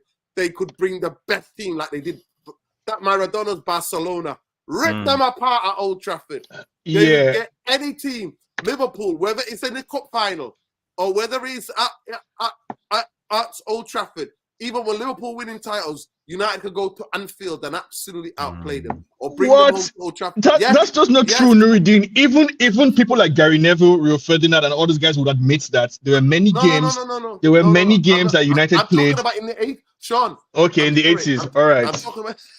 Okay. Talking about old Jarvis, Yeah, sure. Yeah, in the 80s. Yes. One of my I was about to say that, like, you guys are older, but I've been watching United for at least 20 years. Let Jarvis speak. Let Jarvis. Jarvis, go ahead, did Jarvis. I tell any lies? Did I tell any lies? No, you didn't. Well, sometimes we lost. We weren't that great, but we had our bits and pieces. Lies by omission. Yeah. Not full on lies by omission, because you're omitting. What was the football? What was the general football? Play Was always always entertaining. We were trying to entertain. That's the thing. I'm talking about the Danish winger Jesper Olsen, if you remember him. Small guy, dribbler, was always on the ball. He could entertain. You had players like that in this United What was team. the guy that became Crystal Palace manager? He was a City manager. Mark Hughes? No. This is in the 80s he played. Was it Steve Coppell? Yeah, Steve Coppell. Yeah. Yeah. Can go inside, outside, boom. United were built on attacking wingers. That's the tradition. And I said to you during the Industrial Revolution. Yeah, United were built on passion, the Brian Robsons of this world, Norman Whitesides, those players, people who played with heart, people who would lose teeth. That's what Ten Hag is trying to do. No, he's not. That's what he's trying to do. You know what? So I can't even get players to prosper play. Yeah.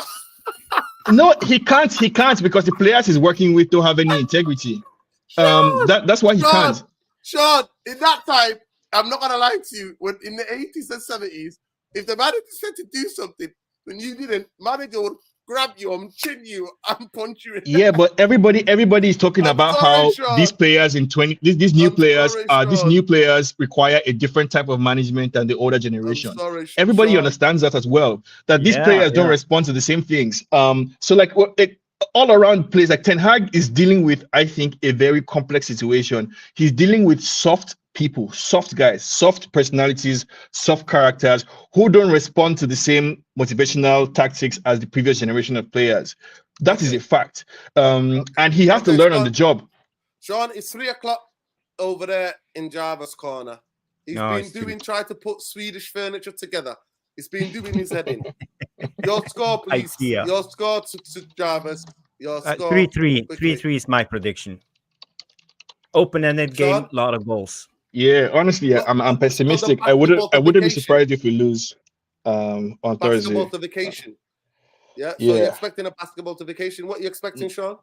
Yeah, I honestly wouldn't be surprised if we lose. I'm kind of pessimistic at this point because I don't trust these guys. Like I really think that like now the environment in the club is just kind of toxic. It's just negative everywhere.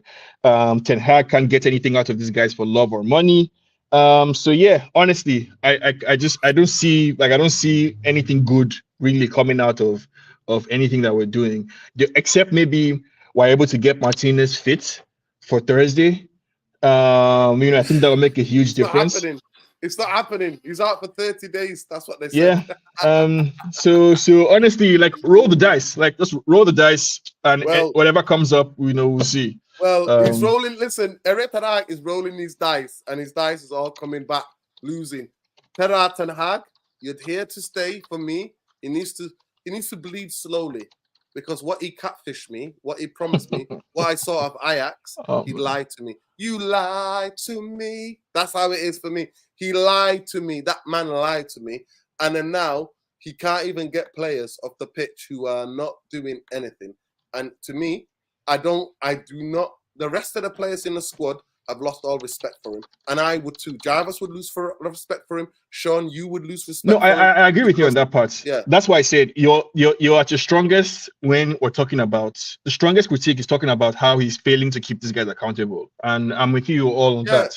And to me, when a manager can't do that, then the days are numbered for me personally. I would just argue that like I would argue that the politics of the matter, I think, are a bit delicate at United. I think it involves some politicking than people are willing to admit or give credit for. When he wants to be ruthless against certain players, he is ruthless. When he wants to be ruthless against certain players, he is ruthless. When other players go and party on a training and calling sick and all that, they get back in the team the day after. Then the other one gets sent to Germany. Can't win, he can't. John, you can't win. No, but sorry. I mean, are we trying to revise the history of Sancho? Because I'm seeing a lot of Sancho revisionism happening. I'm just saying, when certain people were doing it, throwing a sickie in training, to me, other than you turning up playing horrendous, it's exactly the same. But it is what it is, man. Anyway, peace, love, light. Score, guys, quickly score. What do you think tomorrow's going to be? I think most of them have said it's going to be high scoring. Basketball to vacation.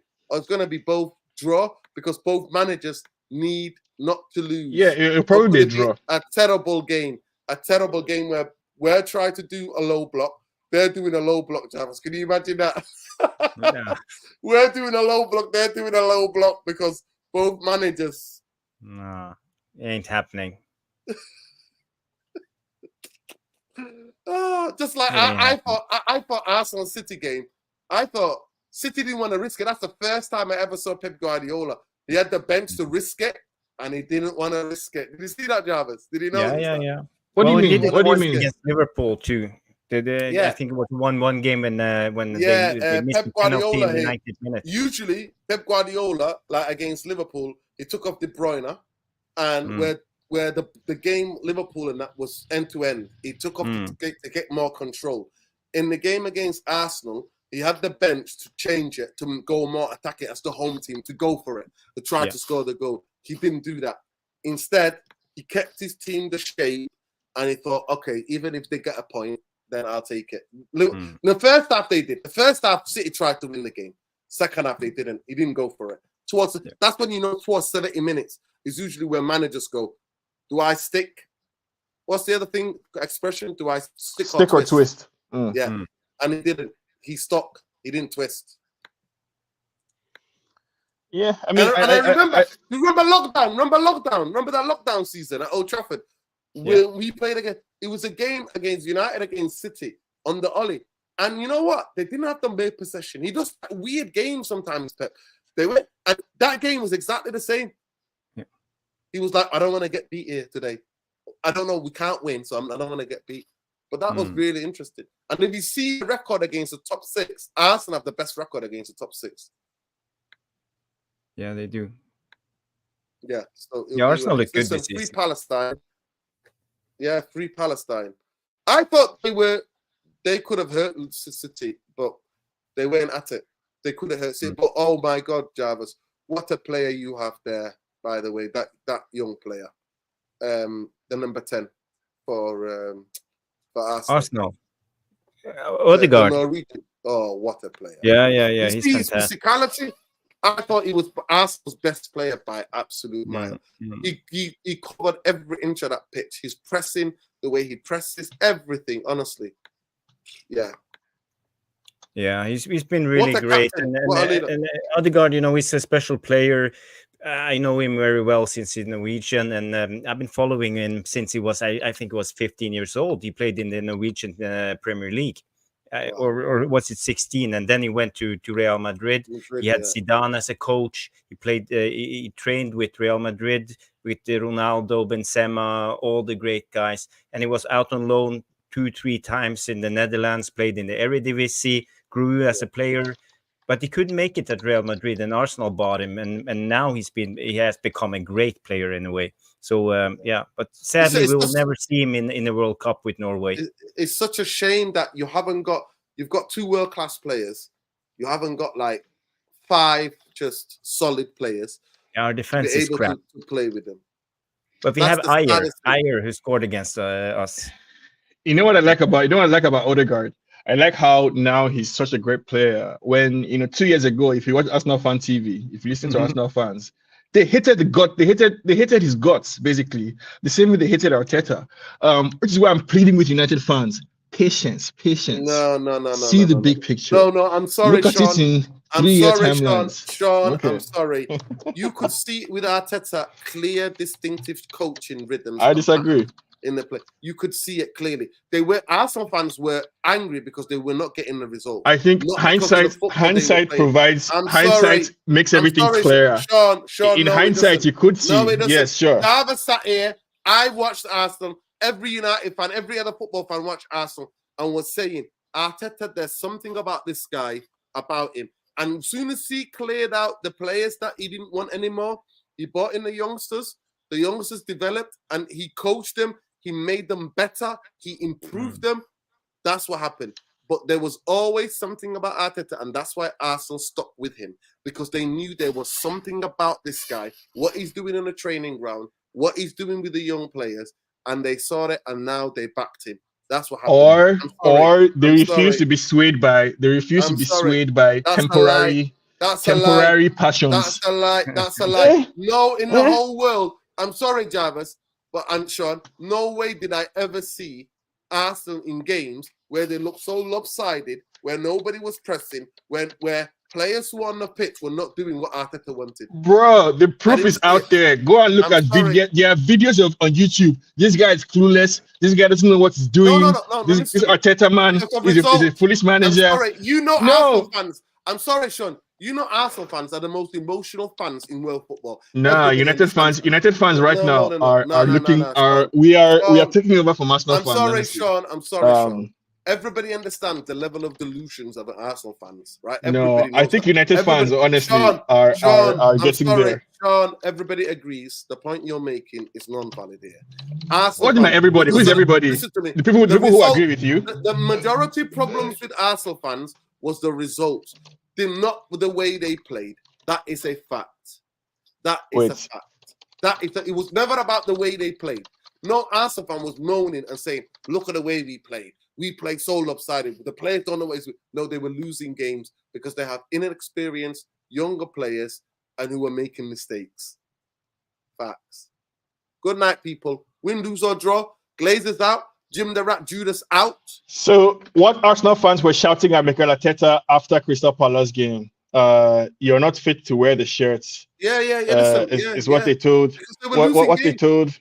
They were losing games. They were losing games. I'm sorry, Sean. Epic rants. Epic rants. Arsenal have had enough of Teta out. I'm sick of it. Because they finished the way they finished, and he was building, and the club understood what he was doing exactly like that. And now he's the challenger for a league title because the club knew what the guy was doing, and he was not in no way look like lopsided as Manchester United. I'm bringing you as a fan. Arteta has to go out. Arteta has to go. Everything is got to change from top to bottom. The club is just rotten now. What does that sound like? Does that sound like that sounds like us now, United fans? No. Listen, because they were losing games. Like I said to you, majority of United fans know 100%. Those of us who go to the game, Sean, we want to see. We want to be entertained. We want to jump off our seats. Yeah. We want to watch games and think our team can put passes together, other than playing fucking hoofball. No, sorry, not having it. I'm not having it. I'm not having hoofball. Sorry, I'm not having it. Good night, people. Win, lose or draw. Glazers out, bankers out. Free Palestine. Free the Congo. Free the Sudan. Tigray, Ogaden, and the rest. Free the people. Look up, guys. You know how racist Western media is. Western nationals were murdered by Israel today. Before that, over 100 aid workers were murdered, but all of them were Palestinian. Not one media talked about it. In this world, when you're white and you're European, you have currency. You're either North American, you're a Western person. Your life has a higher currency than a Palestinian. And shame on the media. Shame on them. We in this channel value life, whether black, brown, wherever you're from in this world, your life is valued. Always stand with the oppressed. Stand against the oppressed. Shame on them. My heart, I'm not taking it away from the pain that those aid workers, their families, their relatives, their friends, all the pain they're feeling. I'm not taking it away.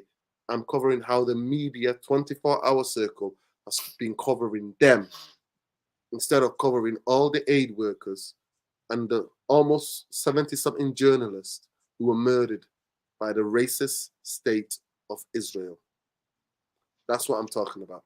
Free Palestine. Yeah, a food truck. I don't know if you saw that stuff about like the World Kitchen today, or overnight, basically. Like this guy Andres, who does this World Kitchen delivery thingies.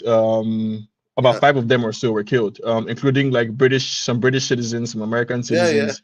Yeah. And that's why it's plastered all over the news. But the 100 aid workers were killed by Israel, who have Palestinians simped. There you go, people. Always reveal themselves. The level of racism and dehumanization of Western media will always reveal itself. You don't even have to challenge it there and then. It will always, the veil will drop and the truth will be there. But good night, people. Jarvis, thank you so much. Yep. Get back to that. Get back on that, building that cabinet, Jarvis. Sean, one day you are going to make a fantastic politician. I wish you nothing but the best in that endeavor. I think what you're doing now, you're wasted, because if I've never known anybody to scare around an argument, to come out with straw man arguments, to try to do everything you can to keep Erik ten Hag in a job. I've never known that. No defense league is like you are keeping Erik ten Hag. The only thing that you concede is your philosophical understanding of football, that if you have a squad, you have to maintain the equilibrium of the squad. And he's not even doing that. We're not having an argument now, right? We're just shouting at each other because you're not like people who argue at Ten Hag out. Like they're not willing to process any contradictory information. I am. Because all the context in the world that is being provided for Ten Hag, none of that matters, right? None of that counts for anything. No, because I've seen Sean. Let me say something to you now. I promise you. I watched enough football for a long time, and if Erik ten Hag showed me anything, and I was going to the games, but like I said, I judge when I go to games, Sean. When I go to games, I sit there and go, okay, what are we doing? How are we trying to play? I'm dumbfounded. I look at the fans next to me, people who've been going for 50 years. I'm just like, what the fuck is this shit? And at the end of the day, when I see people who are not pressing, who are contradicting how he wants to play, and they keep getting picked, no positional discipline, all of those things, I'm like, what the fuck is going on here? So at the end of the day, I don't want him sacked. Like I said, I don't want interim. We've had 6 interims in 11 years. We've had more interims than managers. So I want him to just bleed slowly and get the fuck out of this football club. That's what I want, because he's not the guy. He catfished us in the biggest way. No, the stream would be very soon. You get what you want. More respect for discussion with people who's Asim, you've not heard. Welcome, brother. I do have respect for Sean. I have respect for. Yeah, I mean, I wouldn't be here, if he didn't. So Asim, I don't know what you're talking about. I have respect. The respect is it's only a football opinion. That's all it is. This ain't that serious. It's football opinion. That's all it is. Bit of verbal gymnastics. That's all it is. Don't take it too seriously. The biggest thing I think is that Erik ten Hag will sack himself. And I mean, you guys, everybody's gonna get what they want very soon, right? And we're all going to be depressed when Gareth Southgate becomes our new manager, or Harry Potter. That's the only thing, Sean. Sean, the only way you could make me scared is an argument that I'd be like, "Whoa, shit! Should we get rid of that?" No, because that has a part of it now, right? No, let me finish, Sean. If you said to me at the end of the season, do you stick or twist with Gareth Southgate? I'm gonna stick, and I know that means because I will stick. I'm not having Gareth fucking Southgate managing my football club. I'm not. And find me any United fan who is. And me, I want Ten Hag out because the club is too big for him. Van Gaal warned him. He got warned. Van Gaal invited him to have a meeting with him. Made him some Dutch cake. Said to him, listen, that is a madhouse. No, but of course he backs himself now. He backs himself, so I don't blame him for that. And then he found out. He fucked around and found out. And now he looks like a ghost. But forget about De Zerbi now. De Zerbi is going to Bayern. Listen, well, to me, Manchester United have missed out. And then for me personally, when I look at somebody like Kobe, I don't want Kobe's talent to be wasted like Martial's talent was wasted, like Rashford's talent was wasted. I want Kobe to go and choose to go to one of the bigger clubs where he would get the protection, stability, and to be coached properly. Because can you imagine? Let me finish. You want Kobe to leave? Let me finish. Yes, I do. Because I'm not going to watch young player who 3 years time he's going to be trending like Rashford. He's going to be trending. Fans are going to say he's shit. Calling him all the names under the sun. I don't want that for him. I want him. The only guy I've said that can save us, Jarvis, is De Zerbi. You know why? Because he improves players. He has an equilibrium in the squad. If you don't do what he says, you're out of the team. All the team get coached the same way. The system is there for everybody, and he improves players. Look at the football growth he's playing. I've never thought this. I'm looking at him going, who the fuck is this guy? Showers, have you seen him? Have you seen Gross? Yeah, I mean, I've seen all of that, but like those are again, it's one thing to deal with players who are at a club like Brighton earning how much these guys earn. It's another thing to deal with players at United. We've seen it happen many times. Managers who are good at managing smaller clubs cannot translate that into bigger dressing rooms because they're dealing with different types of egos. Sean, I'm sorry. The biggest thing for me that De Zerbi will get instant respect. And I'm not saying keep the dickheads as well. I'm saying get rid of the dickheads, bring De Zerbi in, bring a couple of more younger, cheaper players, and then he will get the best out of them. Then build. De Zerbi might not be the guy to win us the league or to get us up challenging, but he'd be the guy to lay down the foundation for us to have the players to have a based way of playing modern football. Yeah, Ten Hag is doing that right now. No, he's not. No, he's fucking not. We look lopsided. We don't know what the fuck we're doing, and we get bopped around the fucking football park by fucking Everton and Sean Dyche, Sean. So don't get me started. 2 hours, people. You got 2 hours. Love, like, take care. Jarvis, love, Sean. Enjoy. What time is it over there in Sully, California? 4:46 p.m. Almost 5 o'clock. Almost the end There of you work go. day. What's the weather like? Hey, sunny. Yeah, you're right. Sunny California today. Yeah, sunny. Look, there you go. That's why you can have a go at me when I'm in this fucking misery. Piss down, FC. See you later. Take care, people. All right, Good guys. night. Big up Love and everyone. light, people. Good night. See Thanks, Jarvis. Appreciate you. Sean, too. Yeah. Big up.